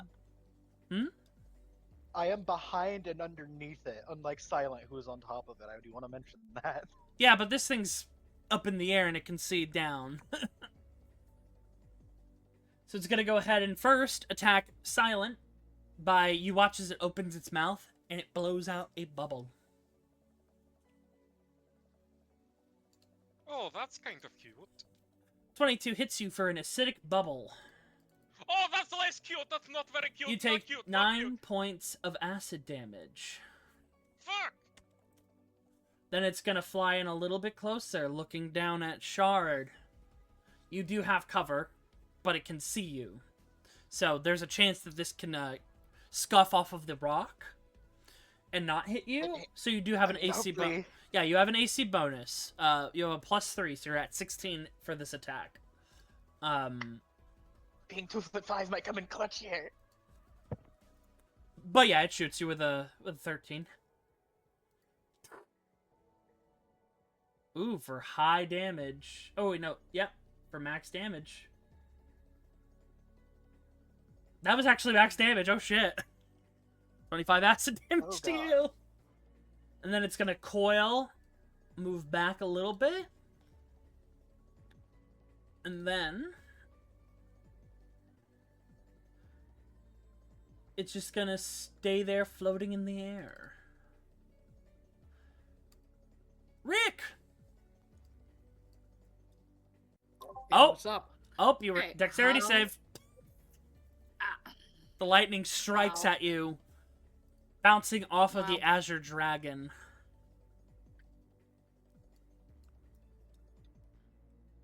Yeah. 27. You're good. You take half damage. You take 9 points of damage, halved to 4. How high up is this creature? Head is pretty high up, but the rest of its body is like coiled down, like the tail and stuff is reaching the ground. Because it's very much a flying serpent. So like the tail and bottom half coils down, but its head is up at its highest, so it can get a good vantage point on anything that it's attacking. So you're able to reach it with melee. Wonderful. That's all I needed to know. In that case, take a turn, bonus action, step of the wind for a key. It's no longer key. Focus point? Focus point. Hold on. I don't think you spend a focus point on that anymore, unless you use its additional trait. Because a lot of them got updated where they don't cost focus, unless you're trying to do an additional part of it. Let me double check too, because it's been a hot second, but I think you're set. Let me see. Rick. Oh shit. Well, damn. Am I right? Yeah, you're correct. It's, Thanks. I believe if you, spend a focus point, you get the additional benefit of, what is Jump it? Distance, it says. Yeah, you get, like, a better jump. Well, we will move over as a movement and bonus action, and then we are gonna do what monks do best, which is beat the living shit out of things. We are, I think, immediately gonna just go full in with 2 unarmed strikes at this level, and then we are immediately gonna expend a key point and take 2 more as a bonus action. So 4 total. Hold on. Step of the Wind, I believe, still costs you a bonus action. It is a bonus action for dash. My bad. But you can spend focus points to add your Hand of Harm damage to your unarmed strikes. We'll go for that instead, as soon as my internet starts working. There we go. Alright, I also need you, because you ran right up to this creature. I can show its aura now. Beautiful. Anyone in here at the start of their turn needs to make me a wisdom saving throw against frightful presence. Oh, whoops.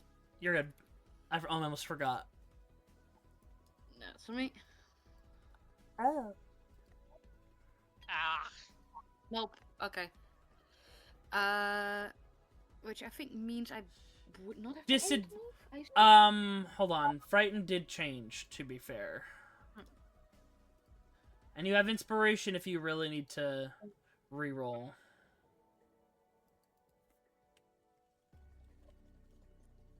Yeah, let me Looking at see. that bonus, I don't think so. Frightened, is the following. You have disadvantage on attack rolls while the fear is in line of sight. You cannot willingly move closer. Yeah, okay. In that case, I would have moved back.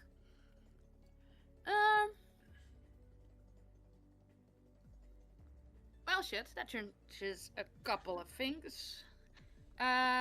We are, instead of doing everything I literally just said, we are going to action take 2 attacks. Oh, am I in range for that? Disadvantage, doesn't matter. Long-ranged attacks with a dagger. It maxes out at 60 feet, so it's just barely in range. Normally would apply a disadvantage. Already getting that? Alright. So we're gonna throw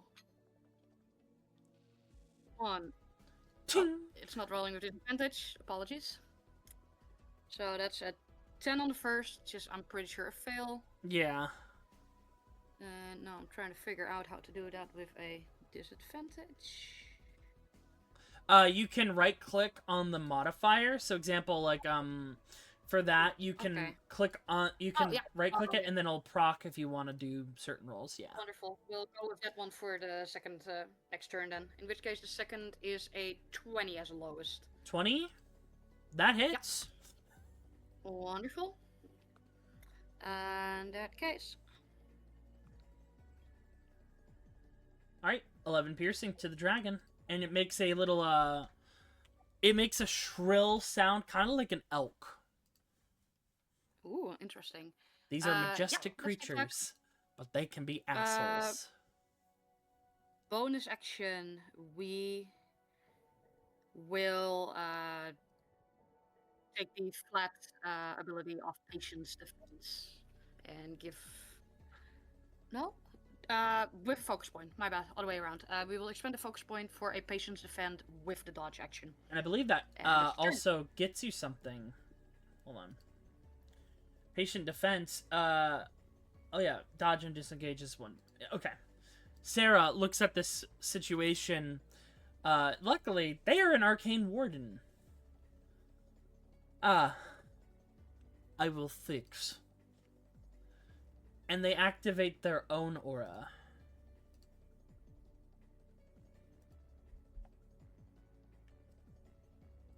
And all of you watch as the runes on her arms start to glow. And it puts out this aura of, like, a light purple hue. While you are in this aura, you are immune to frightful presence, as she is negating his aura with her own. Try to keep up, little creatures.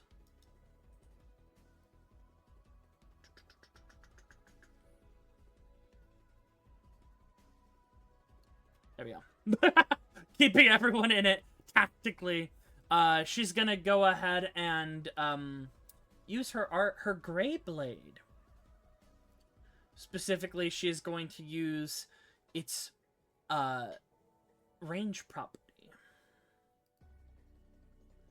As you watch, she's a bit away from the creature.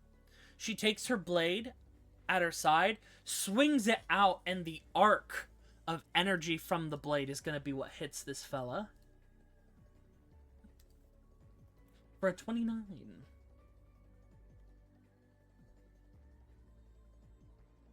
And then, hold on. I just want to say I do appreciate the fact that you're having the lightning emanate from the dragon. It's actually all around the map. It just works out that he's sitting right there. Ah. So, for that, He's it on the is... spot that the lightning is striking. Yep, 12 slashing, and then she's gonna go ahead and do an arcane burst, which is a burst pulse. Doing energy smite, which deals an additional 3d10 for 15 force damage as it strikes the dragon. Gonna go ahead and make a Constitution saving throw at disadvantage. Okay. So the aura is still up. But she looks at you all. There.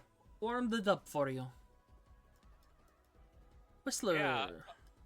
Yeah, Silent is going to take point and sort of set up his incredibly fuck-off massive bow and is going to start drawing it back as his swarm starts... Dexterity save. Hello? Oh, damn it. The lightning. It comes for all. I am rolling like dog shit today. 14? That's not bad. That's a success. Okay. Yeah, it's a low DC because, you know. Okay. You take half of this, so you take 5 points of lightning damage. A little shock. His swarm is sort of excitedly chirping, and he is going to make an attack with his champion's great bow. All right. Can I roll good today, please? Ooh. 12. I have not rolled above a 10. Yeah, 12 does not hit. Yep. Bonus action, Hunter's Mark. Yeah, literally every roll on the die has been below 10. You're not multi-classed, are you? Nope. So you can attack twice. Oh, okay. Yep. You're level 5 ranger. They can attack twice. I didn't know that. Yep, but it's it's good that you put on your hunter's mark. There you go. 20 hits. Yeah, let me double check something real quick. Mm-hmm. So it's slowed. It's slowed by 10 feet. Yep. Oh yeah, this is a free action. Yeah, and as the second attack hits, Roll damage, please. Roll damage first, and then your hunter's mark as well. Oh wow, that's a lot of damage. So 7 piercing, and then hunter's mark.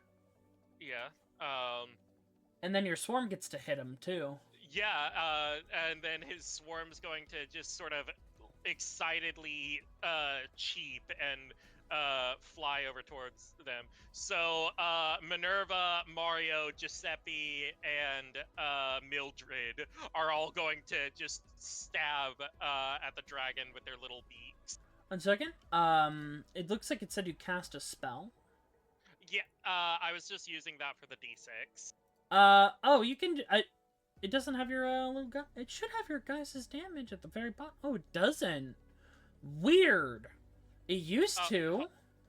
I rolled it like this. Did that do it? Yeah, gathered swarm. There we go. Okay, there we go. Yeah, Alright. I guess they put it somewhere else. Weird. Yeah. Ouch. Yeah. Silent didn't become the best hunter in Azure for nothing. Indeed. And that'll be his. No, he's going to move over here. Would this plant provide any cover? No. Okay, what if I move right here in this little nook? Then yes, but then you're back in the aura, the frightened presence aura. God damn it. You're. Okay, I'm gonna we'll go say right here. cover.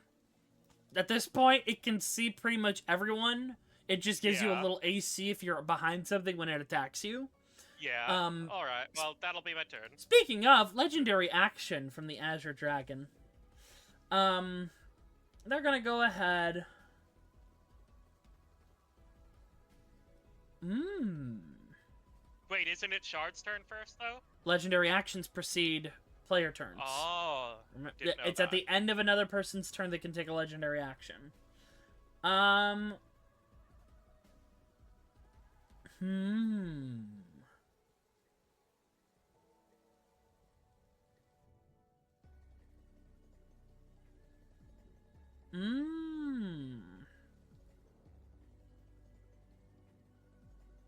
Yeah.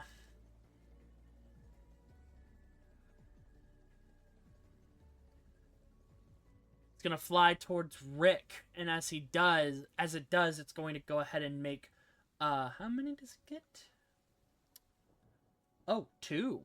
It's gonna make an acidic bubble attack on Rick first. 13 misses. I think it's a disadvantage for the patient's defense. Yeah, it doesn't hit anyways. It's a 10. I'm at a 13. And then it's going to go ahead and lob the second one at Silent Whistler. Ooh. Woo! Doesn't hit! You're in luck. Shard, it is your turn. This thing probably has legendary resistances. I want to use slow, but it'll probably get wasted. So I'm going to cast Mirror Image as 2 other images of me are going to appear. Psst. You should probably use your innate sorcery soon, too. Oh god, I gotta remember to use those. I forget innate sorceries exist. It's your magical I'm girl not- transformation. Huh? Yeah, innate sorcery is your magical girl transformation, basically. Do you not? Okay, yeah, I'll use a bonus action to unleash my innate sorcery. Yeah, I didn't realize it was a minute-long thing. I thought it was... Oh, it's really good. Yeah, because it's your save DC goes up by 1. You have advantage on attack roll spells. Doesn't matter when this dude's gonna fucking... just... He's going to legendary resistance. I can taste it. I mean, you can make instinct check. Which let me give you that real quick. Could I then? That's a free action. You can check things on the Yes, I'd like to creature. do an instinct check. All right, give me 1 second. Refresh your sheet in just a moment. Oh, come on, every time. Are you adding instinct to the skills? Yep, it'll be there in just a second. It's going to be right under survival. Alright, refresh your sheet, and then you'll see Instinct. And you can go ahead and roll that to identify traits of the creature. That is a free action on your turn.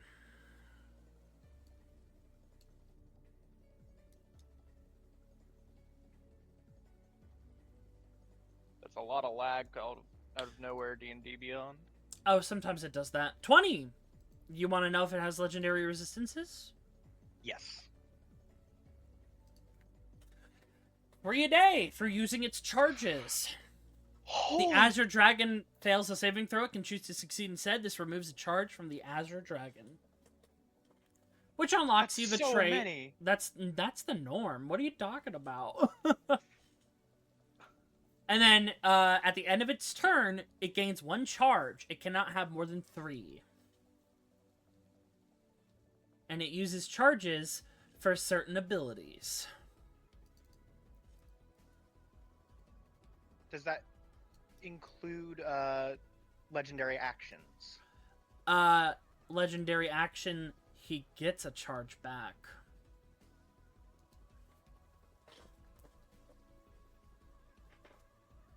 That's every legendary action, or does the other No, ones that That's do one attack? of his legendary actions is he gains a charge. He doesn't gain Okay, it. guys, he doesn't I don't use think them slow's or ever gain. gonna work on this guy. Well, once he runs out of legendary resistance, which is 3 a day, he can't use it anymore. So he doesn't. Okay. Yeah, because if you're thinking, oh, if he gets 3 charges back, he can just keep doing it. He cannot. He loses I All right, can that's what I was ability. worried about. I can guarantee you a way to I can try to eat away at those if you want me to. I have something I would in appreciate my it. toolkit. All right. If you can wear him down, I can cast slow on him, and that'll be a big help. Smiles in CR14 Dragon. But No, I I believe that'll don't be my think I've turn. ever.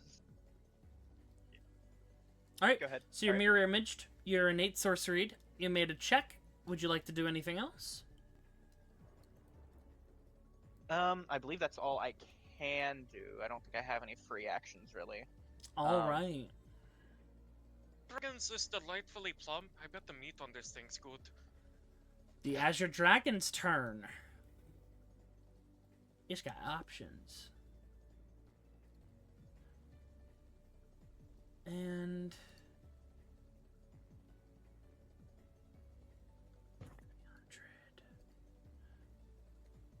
Give me 1 second, because I gotta calculate when he's bloodied. Okay. Thank you. He's gonna go ahead and...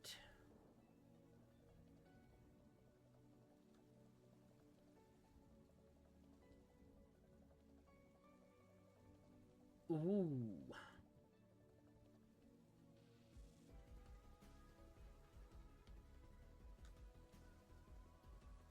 Yeah, he's gonna go ahead and swoop down, and he's gonna do a claw attack on you, Rick. Let's fucking dance.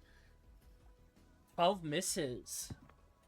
Gonna swirl back around, and this time is gonna expend a charge. And swirl their tail against you and Sarah. I need you two to make me a dexterity saving throw as he does tail swipe.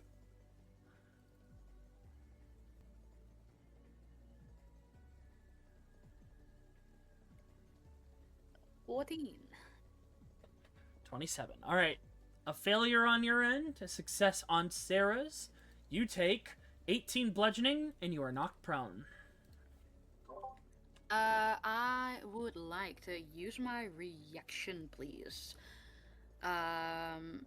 This attack comes in, and you are basically gonna see him slam a hand into his, a fist into his own hand, and you see for a moment just this bright color flush to his tattoos, and he is gonna activate his Shadowbrand tattoo. Which I think I can. It has display. the damage you take on this, so you take half of 18. Yeah, let me display that. Just for clarity. Alright, so 9 points of damage, and you are knocked prone still. That's fine. and then 9 points to Sarah. All right. Rick? Oh, and he gets his charge back. I just want to interrupt real quick to mention that this rock formation here looks just like a little paw. Huh. It does. Rick, it's your turn. Rick is gonna kick himself back up onto his feet. And do not forget, you do have the armor blessing. So when you're attacked, I believe, for Shard, it's a 1d4 minus to the attack roll, correct? Correct. Okay. I believe so. Alright, you're back up. Wonderful. We kick ourselves back to our feet, and I think hearing what our little feline friend is telling, we are gonna try and hopefully knock some legendary resistance out of this creature. Because, oh boy, we are very, very good at breaking resistance. We are gonna do what we wanted to do before, because we don't have to approach if it's approaching. Do I need to re-roll the wisdom save? No, you're in. Technically. You're in the aura. Okay. As long as you're in Just make- Sarah's anti-aura, you're fine. Because I wasn't sure if you wanted me to in case he moves out or anything. oh but no, yeah. Thank you. If you move out, then you have to make the save. If you stay out of it by the end of your turn. Duly noted. Thank you. Yeah, we are gonna come. By the way, in, he is lower to the ground. He's hovering about 15 feet off the ground now, so you can. There's a lot of him to hit. Absolutely beautiful. We're gonna make use of that. We are gonna come in with, I think, just 2 attacks at first. With 1. Not 20. Ooh, point of inspiration. Go ahead and roll your damage. And remember, it's doubled, but for your Hand of Harm, if you use that here, you have to roll it twice. Yep, we will be using that. We will also be applying the poison condition. Mmm. Let's see. How do I crit damage? You just, Will I you click just, yeah, that, or you just, roll it twice? click roll damages, and remember, physical, like, attacks with weapons and stuff are doubled, spells are rolled. So, yeah, you just click the damage and I double it. Crunchy crit. Thank you. That is gonna get an additional 1 from my Eldritch Claw to 2, because that's a melee attack, so that's 12 doubled to 24. Yep. He is poisoned. That's attack number 1. Hand attack of number Harm. 2. You didn't roll Hand of Harm. Right, hold on. Bum, bum, bum. I'm not used to doing damage. Gwyn is just control and crying. then roll the Hand of Harm again for the crit damage. Alright. As you hit the creature, the poison doesn't take. Ooh, duly noted. Okay, well, that is a shame. But you see did how some it extra goes. damage, so. A little bit of extra damage, that's not bad. That's regular attack number 1. We're gonna do that again. Does Rick mention that the poison doesn't affect it? He will in a second. Could you remind us, DM, of what we learned about its weaknesses last time? Because I remember we actually learned what it's immune to and what it is resistant to. Hold on, let me see. Did I screenshot that and send it to you? That was one of the questions we asked to Miss Info Lady. I believe it was Ice, Acid, Thunder. Yeah, condition immunities. It is immune to poison. You learn damage immunities and resistances. Ah. Yeah. Okay. So, yep, we come in with another attack. That's 25 to hit for 13 points of damage. Alright. And then we are going to use a focus point. We are gonna go in with 2 unarmed strikes. All for a right. flurry of blows. Which is 1. 27 hits. 11. Alright, second hit. And a last one. And we would like to also turn... Oh, we are not finger guns. Well... that All right. be how it be. Yo. And we are, I think, going to reposition ever so slightly, and that's going to be the turn. Thank you. All right. We Legendary are, in fact, action time. Here, like, it can't be fucking poisoned. Yep, legendary action time. Shifts backwards. And he's gonna shoot a lob of acid at Silent Whistler. And you, Rick.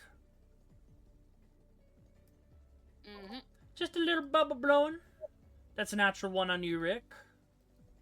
That is an 18 on you, Whistler, which just hits. Yeah, no, I'm gonna use. you. Well, no. Even if I use a reaction, meets beats. Never mind. Yeah, 18 acid damage. Ow. You're close. Just kidding. Just kidding. It Your just wings! it just stings if anything, and Sarah's like, this will not do.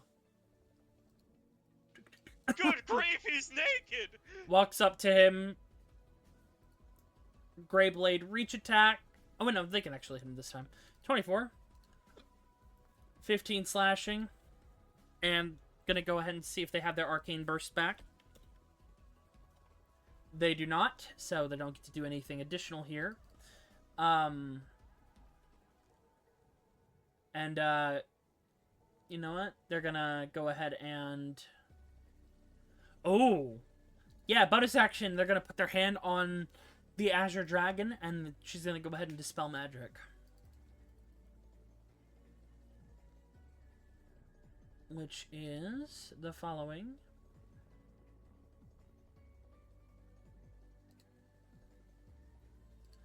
She needs to make me a Arcana check, I believe.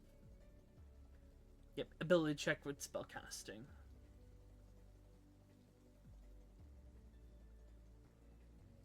So it's gonna be... Let me see. Alright, that'll do it.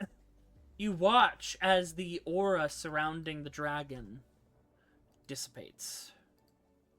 Ah, that's better. She'll turn off her aura for now. This perplexes the dragon. Alright, Silent, you're up. Yes. Don't make me strike you with lightning. What did I do? Well, I love how you cut yourself off there. yeah, because the lightning just struck me as soon as you said that. You bastard. Dex save. Oh shit! I accidentally closed out of the roll 20. Give me a Oh, moment. rocks fall, everything dies. Hold on, it's loading up. You're fine. Okay. Are you kidding me? That the die that's the face that's clearly showing is 18. Whatever, man. Fucking hell. 8 points of damage. It rolled low. Yeah. All right. Okay.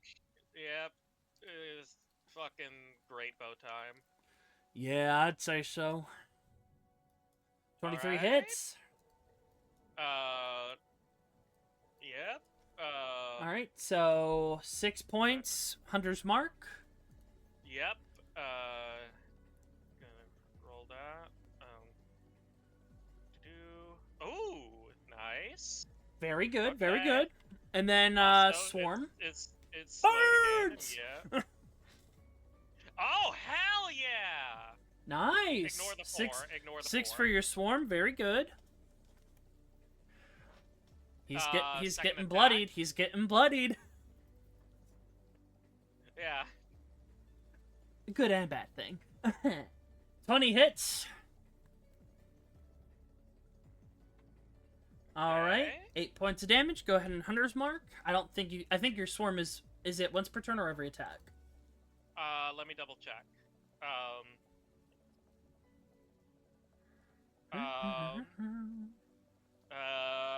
Once, yeah, once on, yeah, yeah. it's once. Okay, Yeah. so 3 force damage from the Hunter's mark.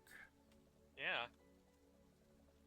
Silent may be taking a lot of hits, but man, is he putting in work. Indeed. All right. Silent is going to use a free action to mimic the elk-like call of the Azure Dragon right back at it. It hurts your throat. With the actor feat where I can just do that? Yeah. Anyways, I call bullshit. it's gonna take a legendary action and go ahead and lob an acidic bubble at you. Damn it.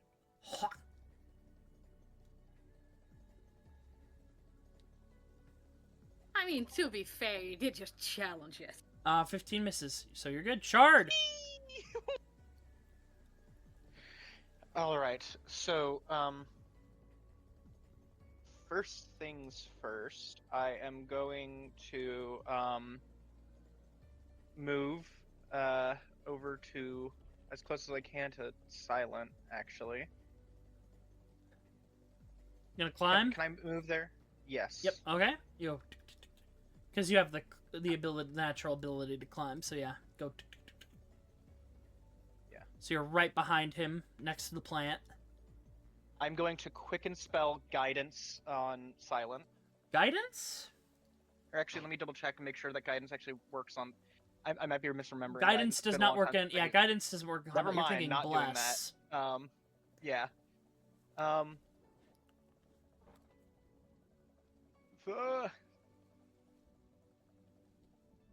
I am instead going to I'm going to quicken spell magic weapon on them. Ooh. So I'm basically gonna reach out. I'm gonna touch their bow. Display and the it's spell going for to- me. Yes. It- I'm just gonna basically the- reach out, touch The their bow, spell. and just The spell go, "Hit doesn't them, work. RJ." The spell won't work. Oh. The That's right. It's not, the bow is a magic item. Yeah. We talked about that last time. I forgot. All good. Can I retcon that, or is it too Yes, late? you can retcon that because Okay. you would have known. Oh, I'm fumbling so hard. You're fine. These things happen in war.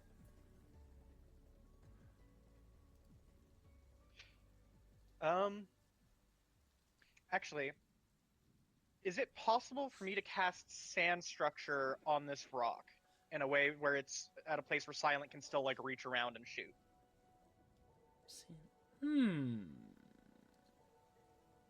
Ball of feet tall, 5 foot wide, 1 foot thick.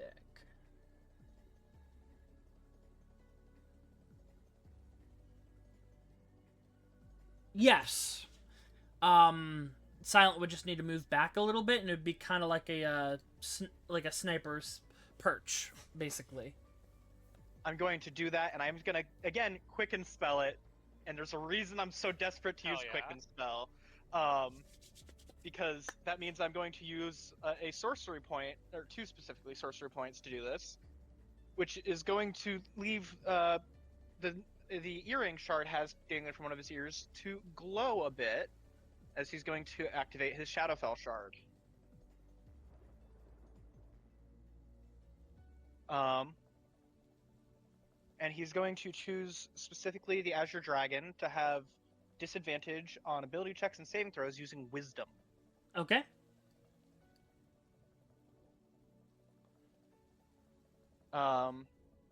Which leaves an action open. But first I'm going to do the free action to make another instinct check if possible. Okay.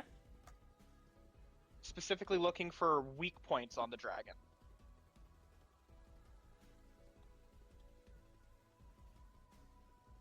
Okay. That's an interesting one. Like any areas we can target that seem weaker than others, like they might do more damage. No, not on this creature. You can make called shots to break parts of the creature off if they provide some kind of ability, such as one Ostiel can even attest to this one. Their first hunt had the crab had a giant claw and a tiny claw, and you could target those specifically to make it so they did less damage and things like that. This creature does not have any called shot parts. Can I make a called shot on its eye? You certainly could. how much would that raise the AC generally? I cannot say. You would have to identify a call. Like you would have to identify what the AC would and HP would be for the called shot, because it's a different hit point pool than the actual body, but they still take that damage from that they take on the called shot to the full stat block as well. Alrighty, I'm gonna fire off a sorceress burst aimed at their eye, and I'm going to do fire damage with it. Okay.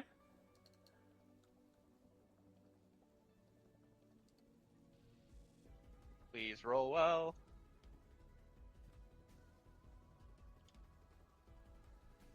Hey, that might hit.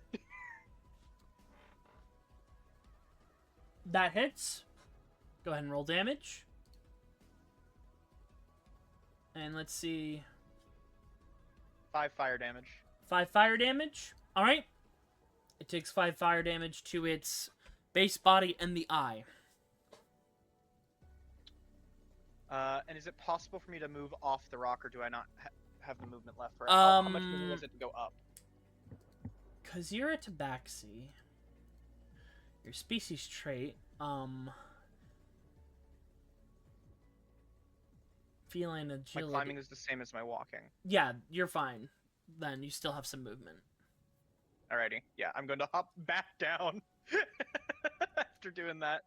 Okay. You now have a little sand structure in front of you, silent, that you can use as cover. Mm-hmm. Until I destroy it. Yeah. Speaking of, Oh. it looks at that, looks back at Rick first. It's gonna try and deal with Rick. Bubber. Miss. Second bubble at Rick again. Hits. Mm-hmm. 15 acid. Yeah, that's fine. And then he looks at the sand structure. He's gonna go ahead and shoot that with a bubble. Actually, you know what? Flies over to the bubble. I mean, to the sand structure. You hear it sniff the air. Does that trigger an attack of opportunity? Hold on. It was right here, I think. You were not in range. Okay, gotcha. It flies Sarah over. get one? Sarah could get one. 25 hits. Yep. For 8 points of damage.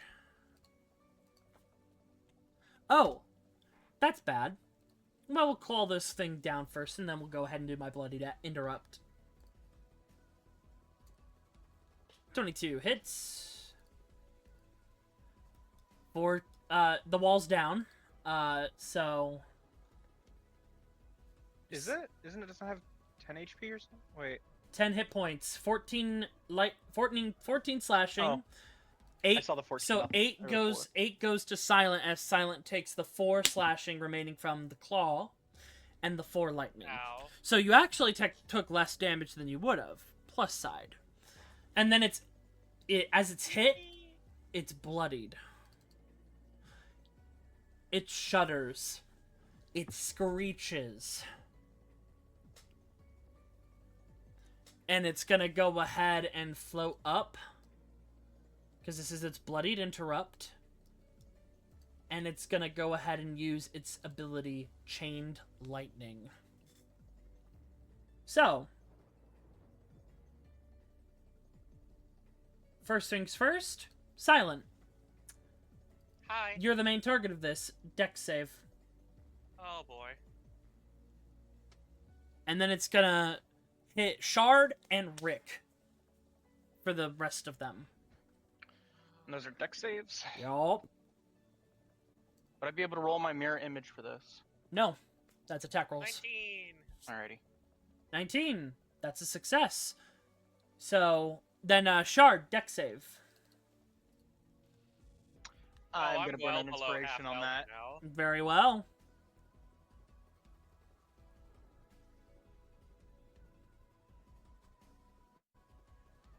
You got this. You got this.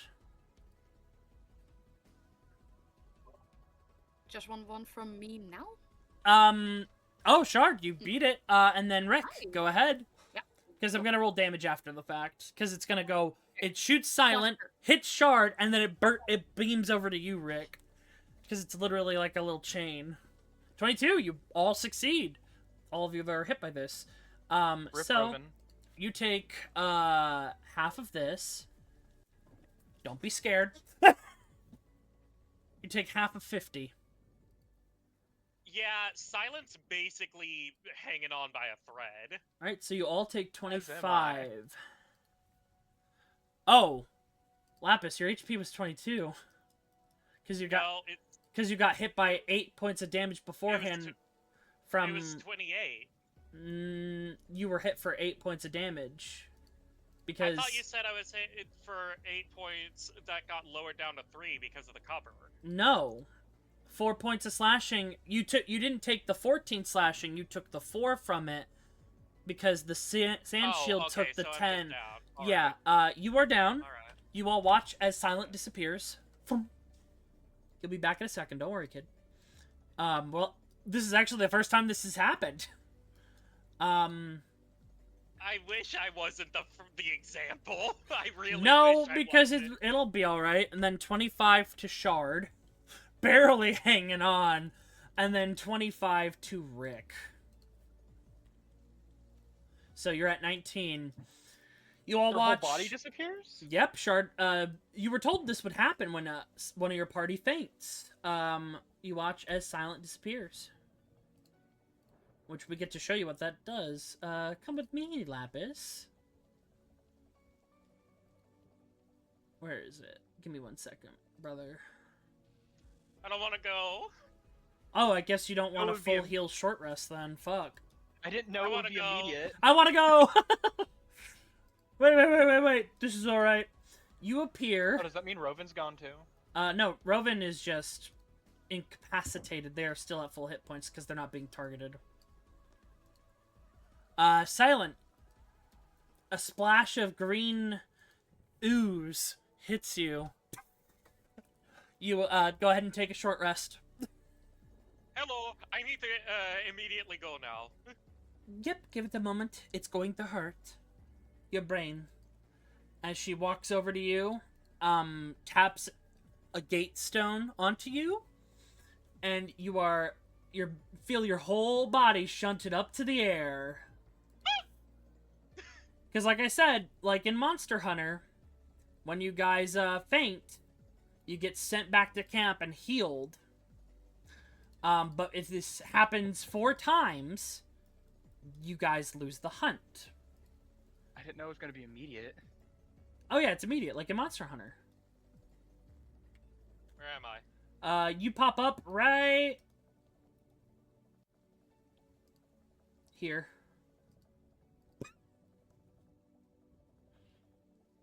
But yeah, Rick, it's your turn.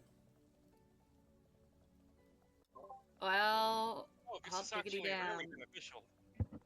That's what we call not great. In Ouchers. We are going to use 45 feet of our movement because we are a speedy boy to move right underneath the MILF.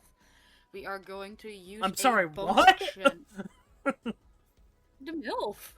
She's not a MILF! The very pretty woman. How about that then? There you go.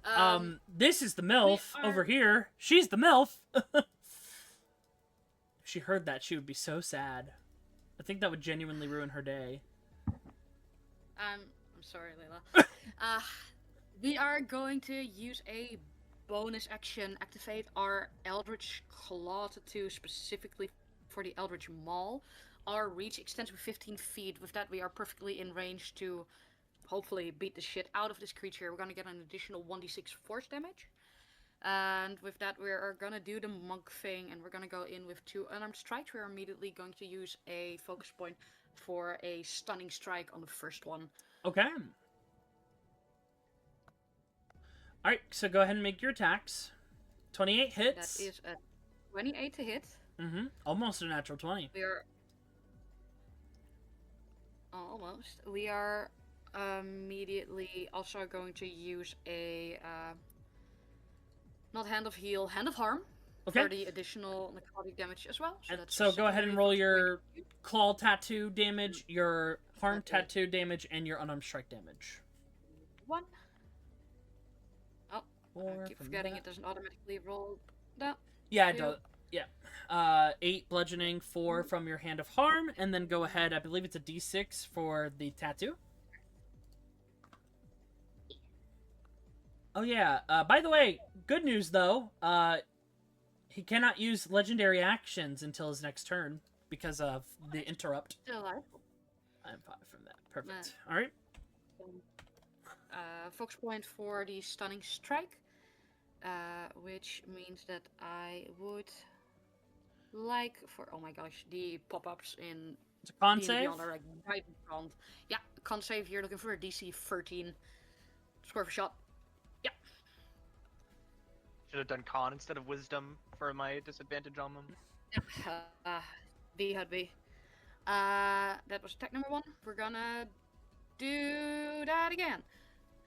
At least the attack, not stun. Do you have enough focus points for this, Rick? Yeah, I was about to say we're not gonna do 1, the 2, 3, 4, 5, unarmed 6. stuff. You have, yeah, because if by my math, you should almost be out of focus points.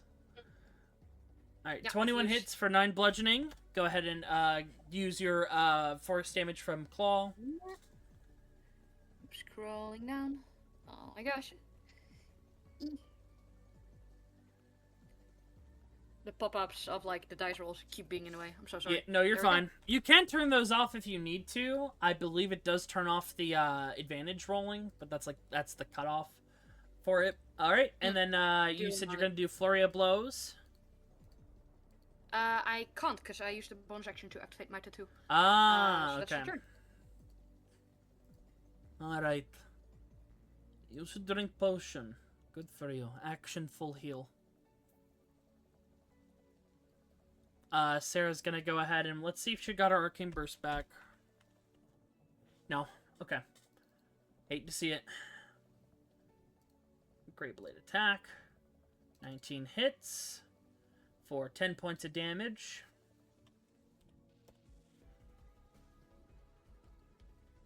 All right. Silent.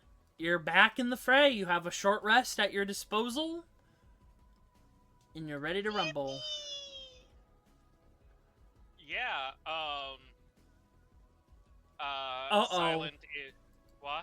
Guess who just found out that we were playing? Oof.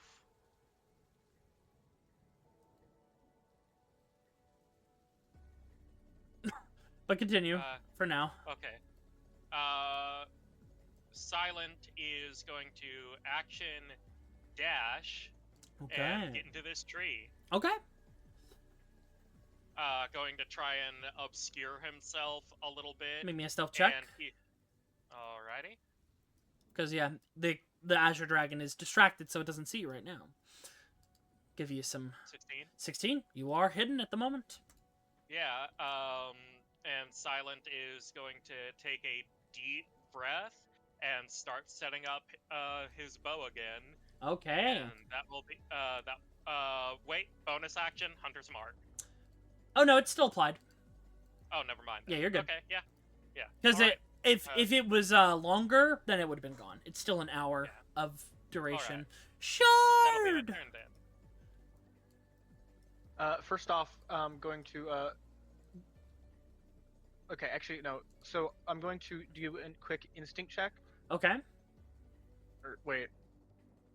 Never mind. I forgot what I was going to instinct check, so I'm not going to do that. Okay. If it I comes am back going to you, you can as do an it at action, any use a time. healing potion. Action is a healing potion. Which one? Greater. All right, so you get 20 hit points back. Ah. Leading that from my sheet. Just throw the breakable glass. I'm sure I put the glass back in my bag of holding. Real quick, I remember someone had mentioned that they had a javelin that they would have given me. Yes, you have a javelin of it's a chain javelin. It's called the javelin of. I don't know if they put it in your you put it in your inventory or not. I did not. That's why I brought it up, as I remember someone said they gave me a javelin to use with my bow. It was, I believe, Roven. Let me see.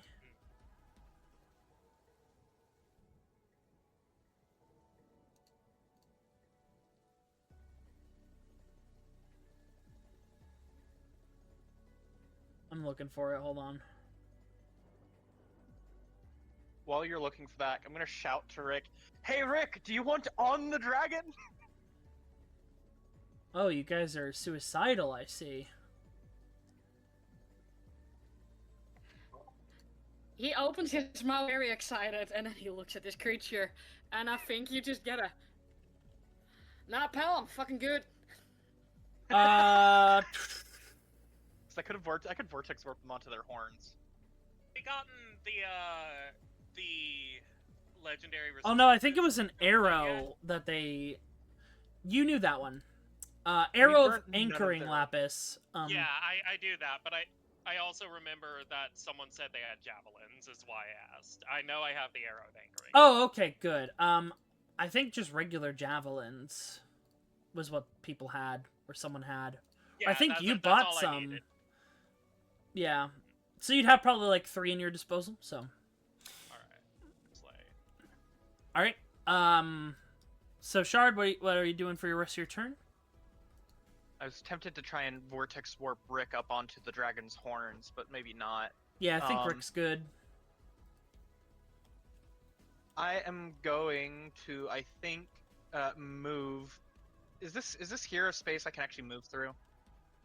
Yeah, that's a little space. It's like a little, what do you call it? It's a little structure. 5. Okay, so that's 5 feet to there. So 10, 15. And you're small, so like, yeah, you can get through that easy. You know what? I'm going to run up to under the dragon. Okay. Right. Yeah. Nice up close to it. Mm-hmm. At an angle where I can still try and hit its eye. I'm going to cold shot its eye. And how close would you say I am right now? You're pretty close. Would you say I'm within 10 feet? 10 feet of the eye? Yes. No. How far am I from the eye? Because it's a serpent. When he's floating, because he's floating 15 feet off the ground right now. You're 5 foot on the ground. He's 10, so I'd say like around 15 or so feet above you is where the eye is. So it's a range attack still, not a melee. Close 30 to get there. I am going to use my Cloud Hopper feat to move 15 feet up, running up to his eye as I pop my feline agility. 1 second.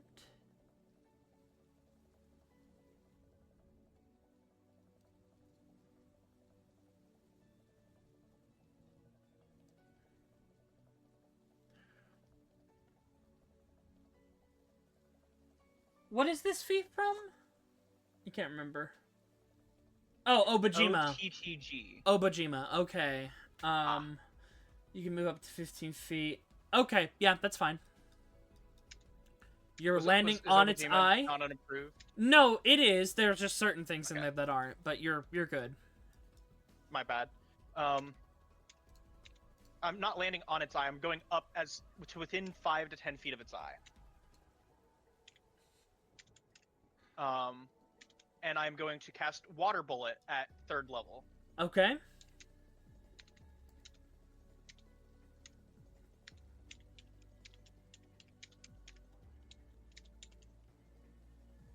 On its eye, as I said. Yep.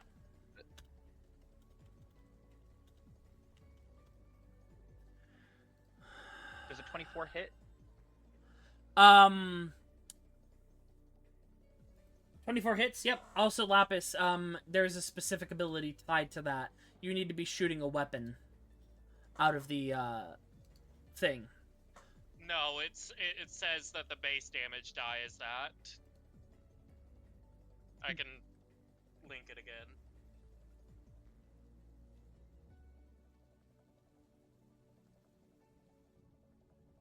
Okay, The reason I well, want we are severely past that, so I'm not going to be ticking off any Yeah. damages.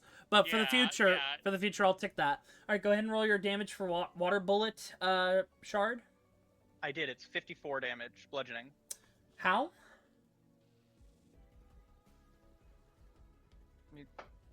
Why did it roll 3 times? What the It's hell? different Okay, never mind. types. It's 1 to 10 feet, 5d6, 11 to 60 feet, 4d6, 61 to 90 feet, 3d6. I cast So- it from 10 feet at 3rd level, so there is an extra 2d6 on the 5d6, so it's 7d6. Yep, so 29. Alright, so they take Yeah, 29 to their base health and the eye. I don't know why it did the damage 2 and damage 3. Because Oh, because oh, of the I see. feat. Because there's a different range of damage it deals. But yeah, Okay, yeah. so Sorry. yeah. It takes 29 damage to its eye and to its main body. Alrighty. I think I still have 15 feet of movement left, which I am going to do to, I can't go there. I might be able to hide behind Rick. So you're pretty high up right now. 15 feet off the ground. As I diagonally go down back to the ground. Alright, I'm gonna need you to make me an acrobatics check for that, because you're running down a slick, draconic body. I don't think I was on the body. You were on I top was- of its head, so I need clarification. You teleported onto its head, did the water bullet, and you're jumping off the top of its head. I never teleported. I did the cloud hopper, which allowed me to walk 15 feet up into the air. Move up to 15 feet in the air.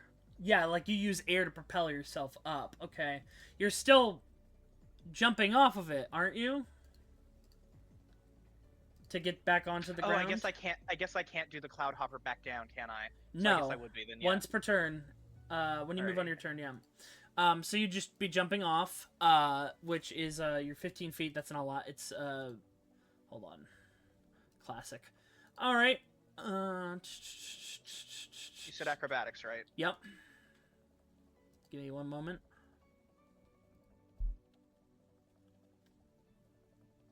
Man, when I took these feats, I thought they were simple. I'm sorry. I'm sorry.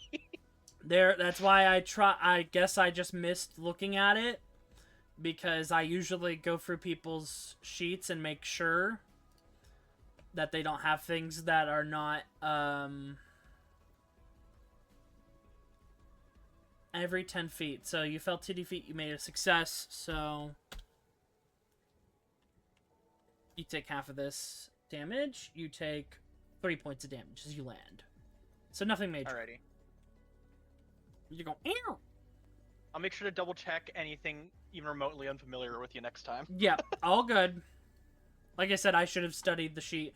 Alright, our boy has their legendary actions back. And you know what? It's time for that big boy thing. It's gonna fly back a little bit, gonna bonus action disengage.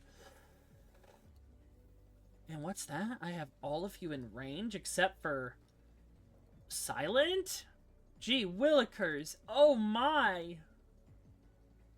It's a bad time to go in close. You watch as it heats up and blows out steam from its mouth.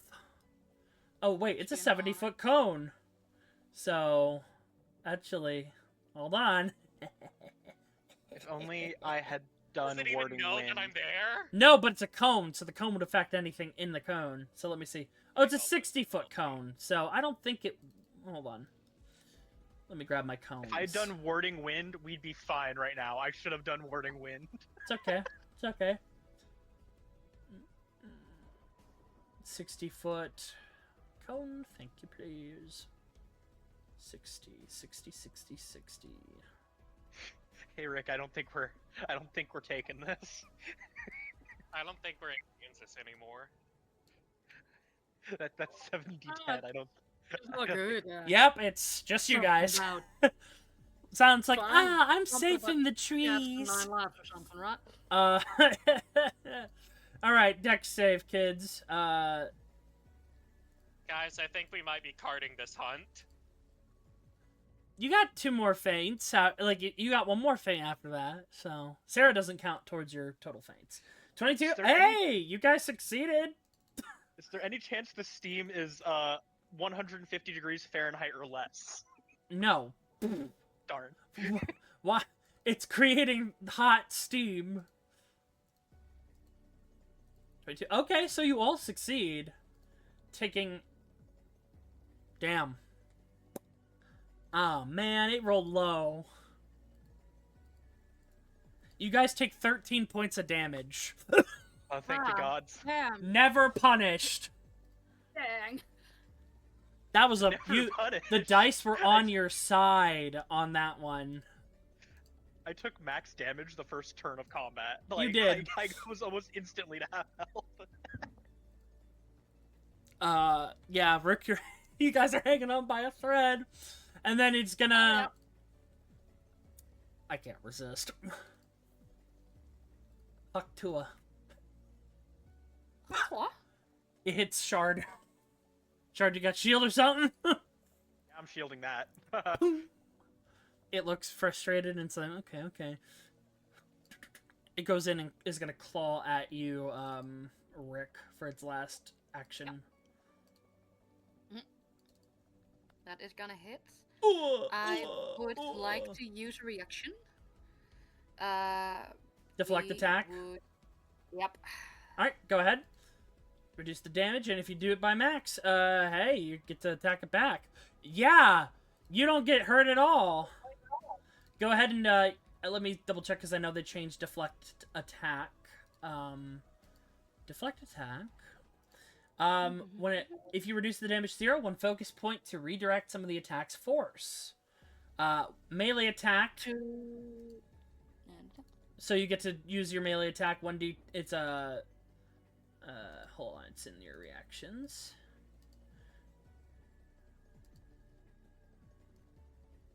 Yep, 1d10 plus 11. Oh no, you just make a melee attack and deal 1d10 plus. Oh wait, no, dex save. That's what it is. Deflect attack. It's a dex save. You can deflect it back. I'm not gonna do that because it would use my last focus point, and I want to keep that. Okay.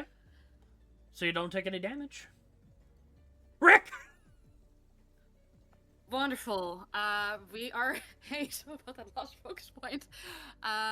We are going to use that now, actually, for a very casual flurry of blows. We're gonna go in 4 times. There is no. You have to make your attacks first. So yeah, but I get you. There is no hands of harm.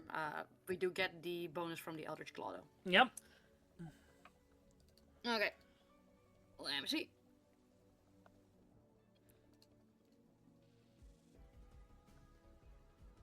$22 hits, and it's I will. By the Do you way, want me to your +1 bonus should already auto-calculate into your sheet for your tattoo. Apologies, I did not know that. Do you want me to roll the claw after each one, or do you want me to just do all the attacks first and then do all the claws that connect? Claws with every attack. So just to, Okay. and you can, to make it easier, you can just in chat /r space 1d6.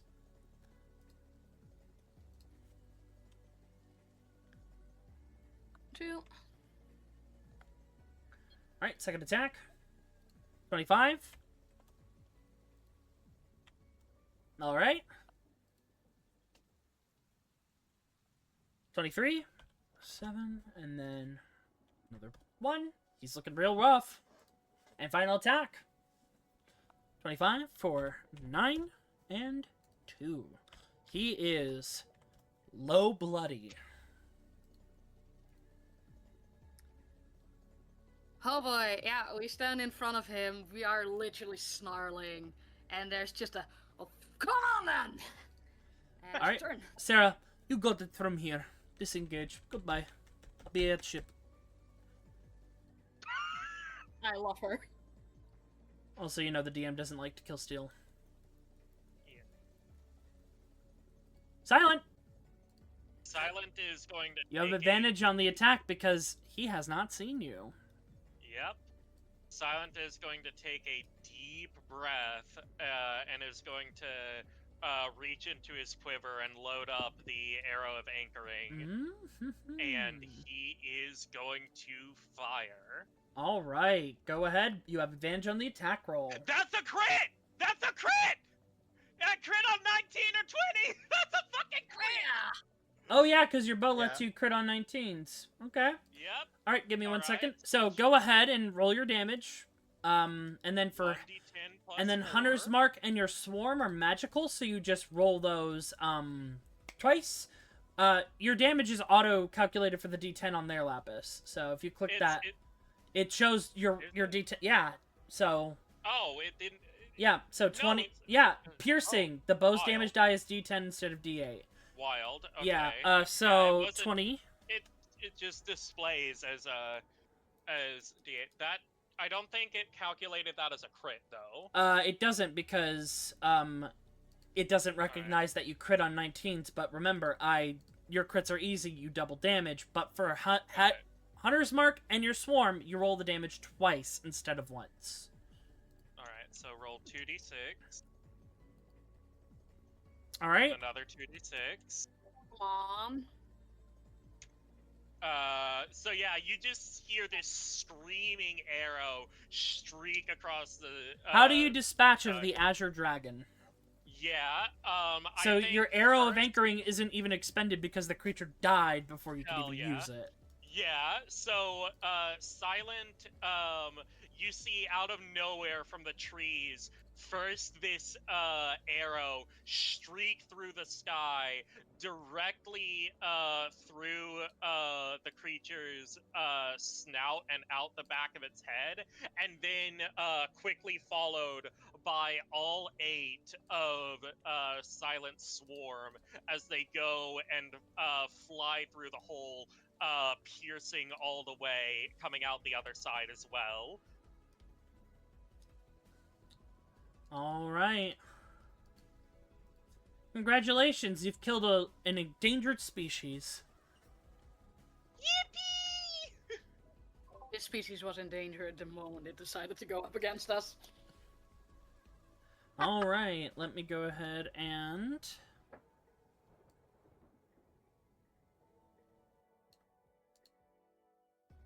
I mean, to be fair, yeah. Was it really bothering anyone up here on this island?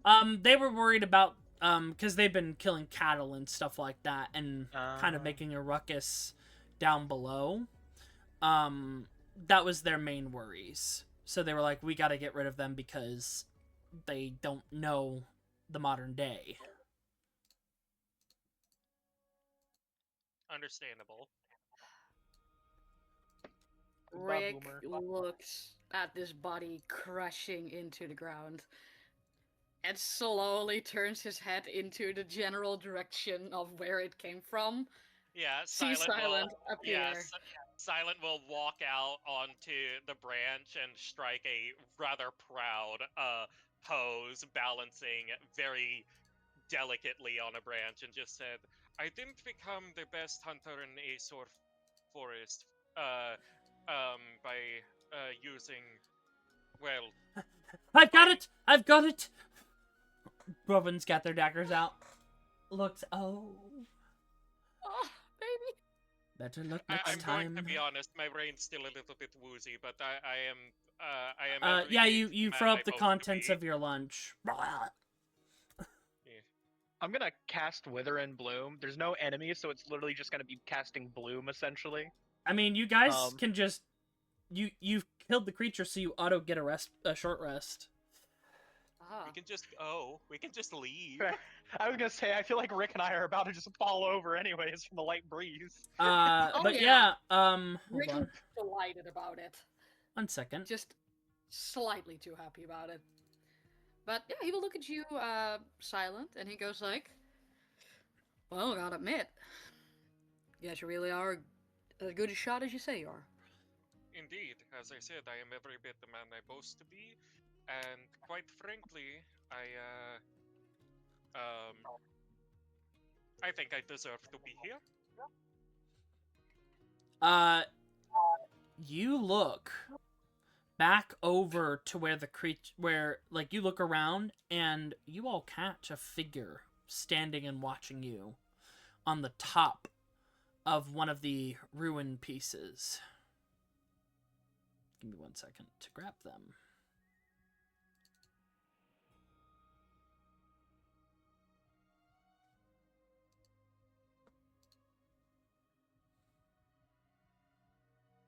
I feel like I might have to rethink some of my spells. Some of them were just not as useful as I thought they would be. Well, you know, Strategy. that's combat for you. It's always improvising things. I think there's a little point into your direction with a singular arm. That mighty fine. You better be proud of yourself. You see Thank this you. You did quite figure well yourself. watching all of you. Give me 1 second. Their tokens popping up. Never thought I'd see someone punch a dragon to death. First time for everything. Ahem. Scene. You see standing on the top of... Oh, that's not what I wanted. Please, roll 20. Give it a second.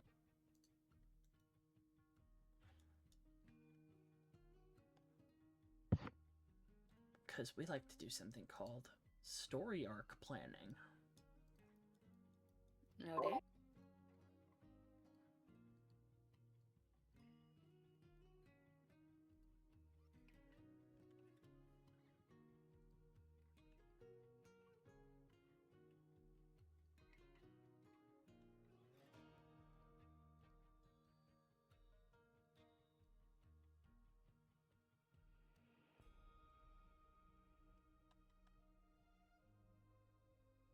You see this figure.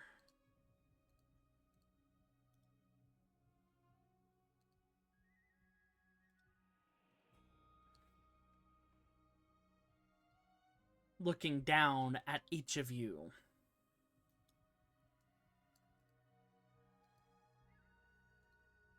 You see an elven individual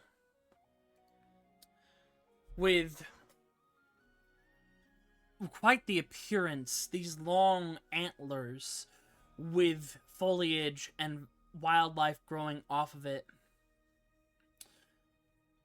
Talismans tied around them, wearing a cloak, a mantle with different adornments, and even wearing shoulder pauldrons and a breastplate. With them sitting, like, floating next to them is an owl. Their hair is a verdant orange that goes into a gradient blue. And they have a massive staff in their hands. Can we help you?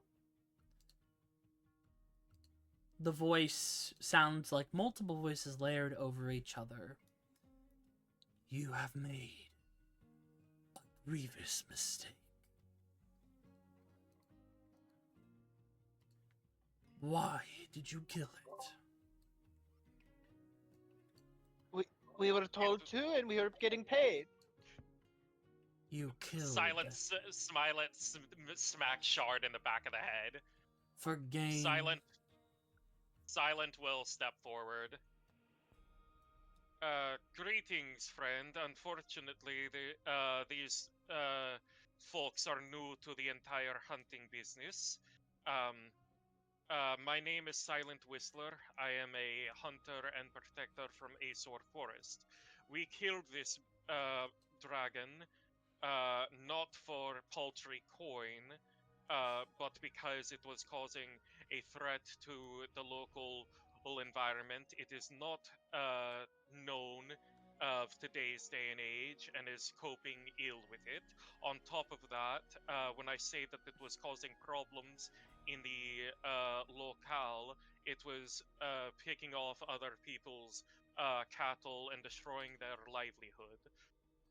As a hunter, it is my job to be able to recognize sometimes that nature needs pruning, and that, unfortunately, there are sometimes, as much as I wish it were not the case, that things cannot coexist with each other. They shift their head, and so does the owl. They float down. landing next to the dragon. I take no pleasure in dispatching something this majestic. They put their hand on top of its head, and you watch as the body rapidly decays.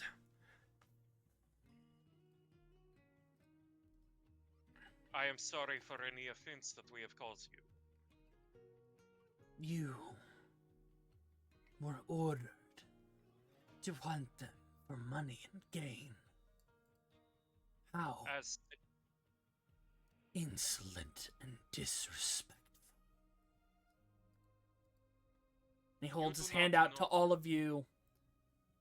Okay. I curse you all. And you feel, all of you, a twinge of something hit you. I will find this guild, and I will bring my wrath to it. You have been warned. Okay, that's very. Oh, What a So, what a hypocrite. bad Wow. news. Bad news. You get no materials from the Azure Dragon. you know, I really felt like I was just talking to a brick wall there. It was as though I might as well have not have said anything at all.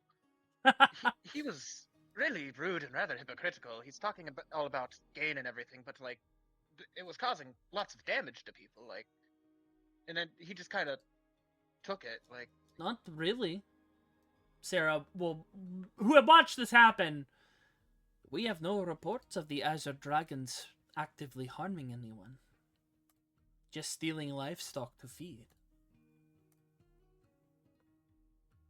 That's Silent still is going to sort of harming others' livelihood. march towards her. So. Silent is going to take a deep breath. So. I must say, I was recommended this job because because my master thought it would be a good fit for me. I am a good hunter. I have shown that. However, I will be completely upfront. If the only problem that it was causing was just the taking of livestock, I probably wouldn't have taken part in this if I had been made aware of that from the beginning. Rick will raise his hand and he goes like, "Now, Finn, that's fair. But also, I do suppose that at any point you had the freedom to ask for a specification. The whole Don't require contract. others to be your voice. The You're whole- a gun. You have to pick your own. I would like to chime in as well. Stealing livestock is still harming people. It's harming people's livelihood. There are people that depend on that livestock for food and to make the money to live. I So don't doubt saying that. it wasn't harming anyone when it was stealing livestock to what seems to be a large amount I is don't. just incorrect. I don't doubt that, but it could have been relocated. Sarah will even nod. We only had a few records of a livestock breach, and that was only one Azure Dragon. Then again, this was a contract picked up by a third party who hired the guild to do this. The whole Do we know situation reeks of conspiracy. Perhaps we should speak to Ilias when we return. I would very much like to do that. And speaking I'd of, also like your to find gate someone to, stone goes off, and you're transported back to the guild. I want to find someone to get rid of whatever they cast on us. I can't tell exactly what it was, but something happened. Who knows? We'll figure it out, and hopefully if we run into that individual again, we can have a much more fruitful conversation. Who's the sparkly bastard over there?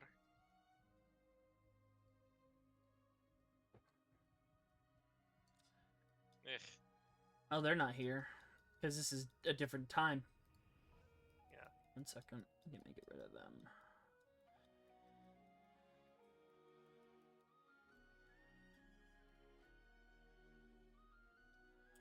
As you all return to the guild, welcome back. Where's the Azure Dragon? Well, turns out quite difficult to take things along when you meet some sort of strange Angry, masked mage We'll able explain. to decompose the body. some sort of angry druid who seems rightfully upset. Hmm. Don't worry, we are speaking to Ilias now. I can verify, and so can Solus, who's right here. Sorry. The dragon was disposed of. A third party intervened and rapidly decayed the creature, preventing them from taking any of its materials. I can also attest that. Solus will say, they did kill the creature. I have recorded it on crystals as well. Very well. Go ahead and speak with Ilias. You'll go over. Stop moving. Yep, moved my way over back to the rest of the group for ease of use. You make your way Maybe to it's a- Ilias and you explain it. Like I say, aka your handler and your extra hunter explain the problem. Yeah, something's very fishy about this, and I'm going to be completely honest. If it's going to be this easy to pull the wool over the eyes of this guild, I'm not certain that I'm going to be very comfortable going forward with this job. That is interesting. I do not know who hired. The Lord's Council simply was given this whale a message, and because we had recently been founded, they sought to seek So out is the it- problem to the Azure Dragons. So is everyone in this organization and everyone in charge of the government astoundingly incompetent and when it comes to looking for strange deals and strange offers? No, this is the only one we've had like that. I did not handle the accepting of the commission. The Lord's Council did. I can speak with my contacts there, and we can do some extra digging. However, this such a thing will not happen again in the future. It's better Because not, because it wound up with us getting cursed. he cuts you off. Because it is my job as part of this guild, the head of it, to continue the work that I have done in all my other professions, as well as some of our inside members, to root out corruption and any subterfuge. We can get you analyzed by Valana or our priest Germain, see if there is a curse indeed befallen upon you. I apologize for being so up in arms about this, but you must understand that as a druid and as someone who comes from a place as rural as Riverguard and Dukis, I take this sort of thing very, very seriously. I am not some common poacher to be pointed in the direction of anything that is just inconveniencing the elite. It sounds to me more not an inconvenience, but some kind of plot, one of which I will likely ask for your help on, exposing. On that note, does the guild have any known enemies? Because this druid has We have just promised been that they will founded. descend upon us with its. They've promised they will descend upon the guild with their wrath. So you guys might want to start raising up defense. The guild has just been founded in the past week. We do not have any long-established enemies. I was about to say, it don't need to be existent for long to make enemies. Sometimes it's just one wrong word. It does the job. What about the adventuring group that founded the guild? Did they have any? Many, Civic enemy? but their matters are separate from the matters of the guild, and we have ensured as such. I think we're overlooking the druid's words. They implied that this dragon was very important beyond just a being of nature. I think we need to see if we can find any records on is your dragons beyond the little information that we have to go off of right now? Solus will hand Ilias a crystal. Ah, thank you. One moment. You mentioned there are multiple Azure He puts up Dragon his hand. marks, right? And he's focusing on the crystal. You watch his eyes are glowing blue. He's observing the crystal. Give him a few moments. This is part of what we do, but it is a skill I have brought to the guild. Solus will say, I create memory crystals. Recordings of everything that I have seen, using raw ether to create them. He will see everything for himself and be able to judge afterwards.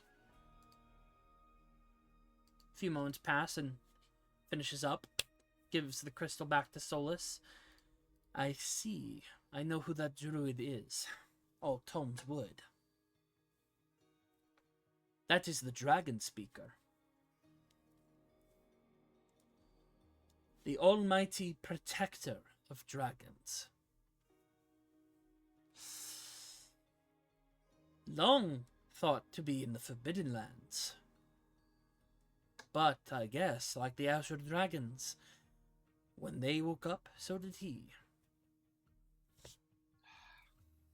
Is there any way we can perhaps try to parlay with him? Unlikely. He is a powerful man. But perhaps as we uncover the threads of this mysterious benefactor to these marks, something can be done to stop them, as well as pacify the dragon speaker. I remember you all mentioned that there was multiple dragon marks, like 11 or something. 7. It might be prudent to cancel all active marks immediately. And recall Unfortunately, all those hunters. they are all finished. Yours was the last one.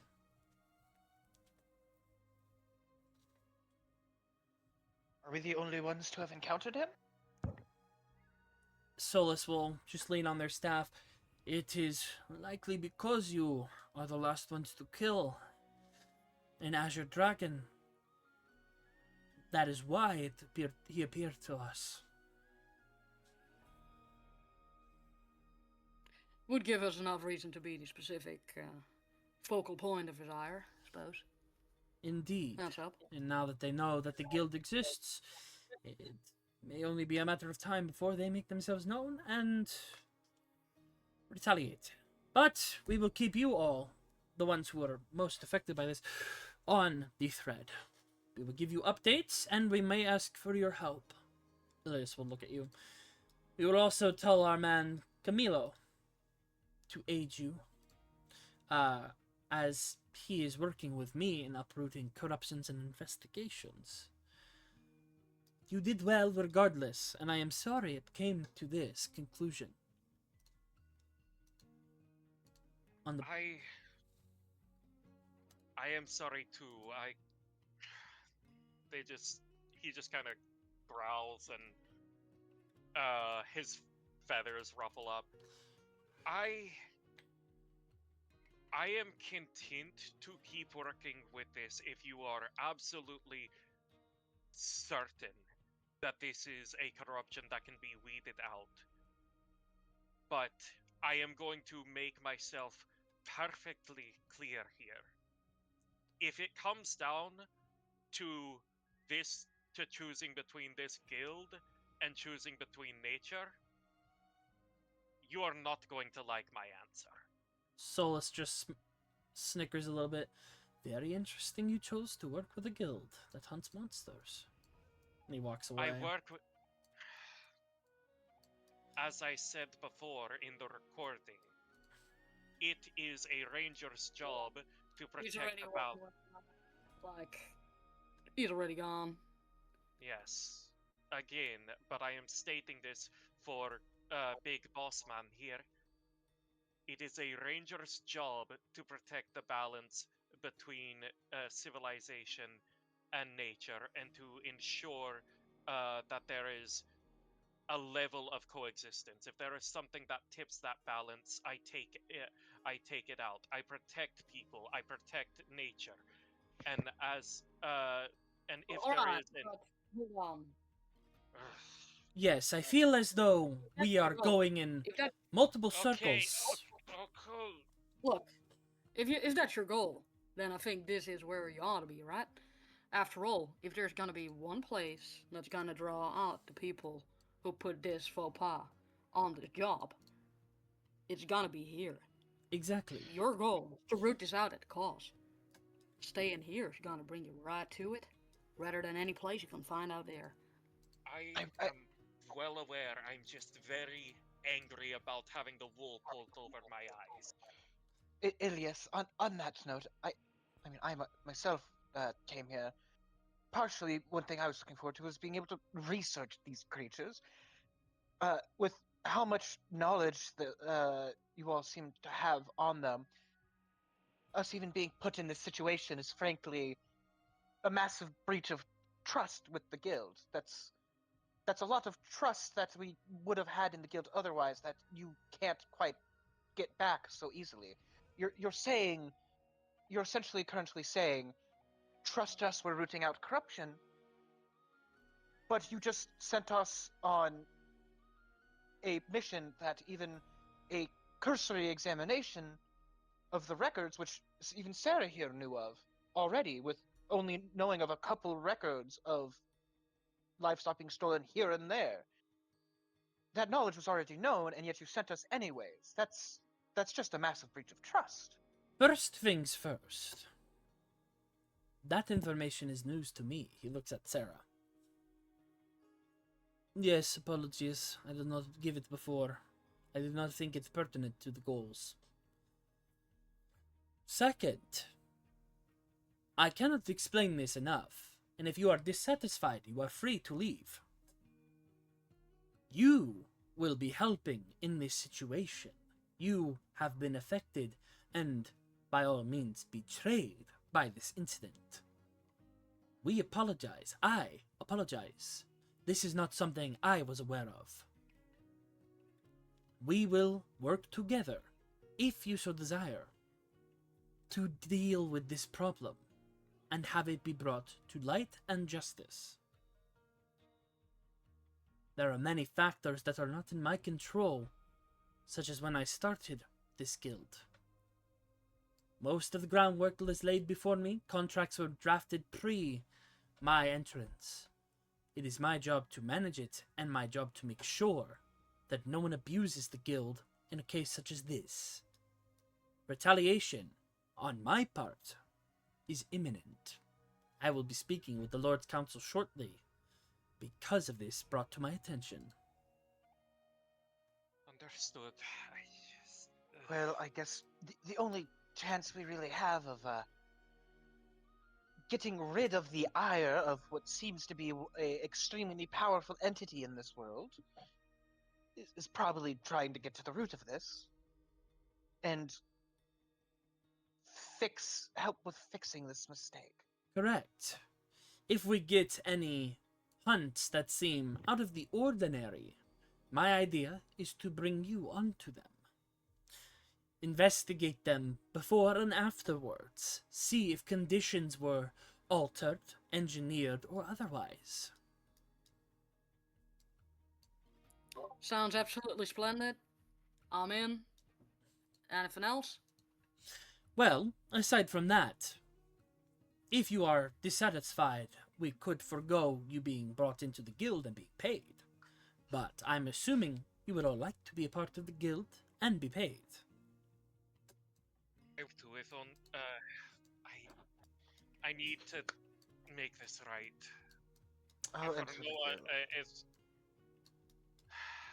if only for myself. I can't have this weighing on my conscience. Very well. You are now rank. Hold on, I believe I have it right here.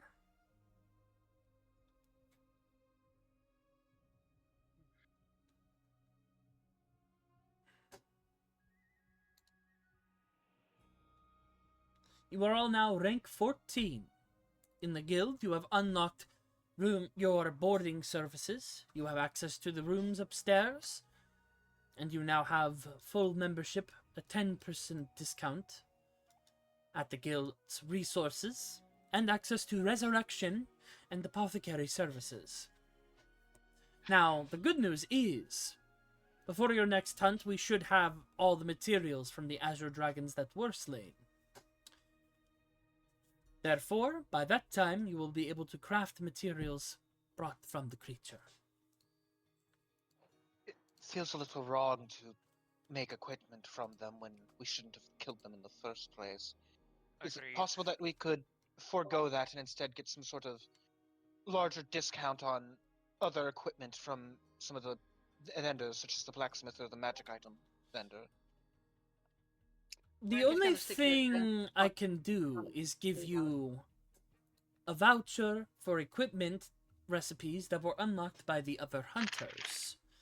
AKA, you get a voucher for either the adamantine crab recipes or the hellscape hound recipes. That sounds agreeable to me. Same here. And on top of that, you get paid your 1,000 gold each. Adding that to my sheet now. Oh, accidentally added an extra 0 in there. Let me get rid of that. There we go. I guess I personally would take the Hellscape Hound. Fire magic is a little more up my alley. It's up to you in the future. And with that, the hunt is completed, question mark. You now have a plot thread that you can follow through any hunts that you do. And in the future, I might specifically ping your team for some hunts. And then next time you do a hunt session, you can get a piece of equipment for free from any of the recipes that are uploaded, because there might be more as the other groups progress, such as the Axebeak Executioner recipe should be going up soon. And stuff like that. So, yeah. Now you are turned into NPCs. Forever. For now. My character will definitely be keeping an ear out for any other just draconic in nature hunts to be like kind of warning people to be wary of them. Alright. Well, we're gonna stop recording right there.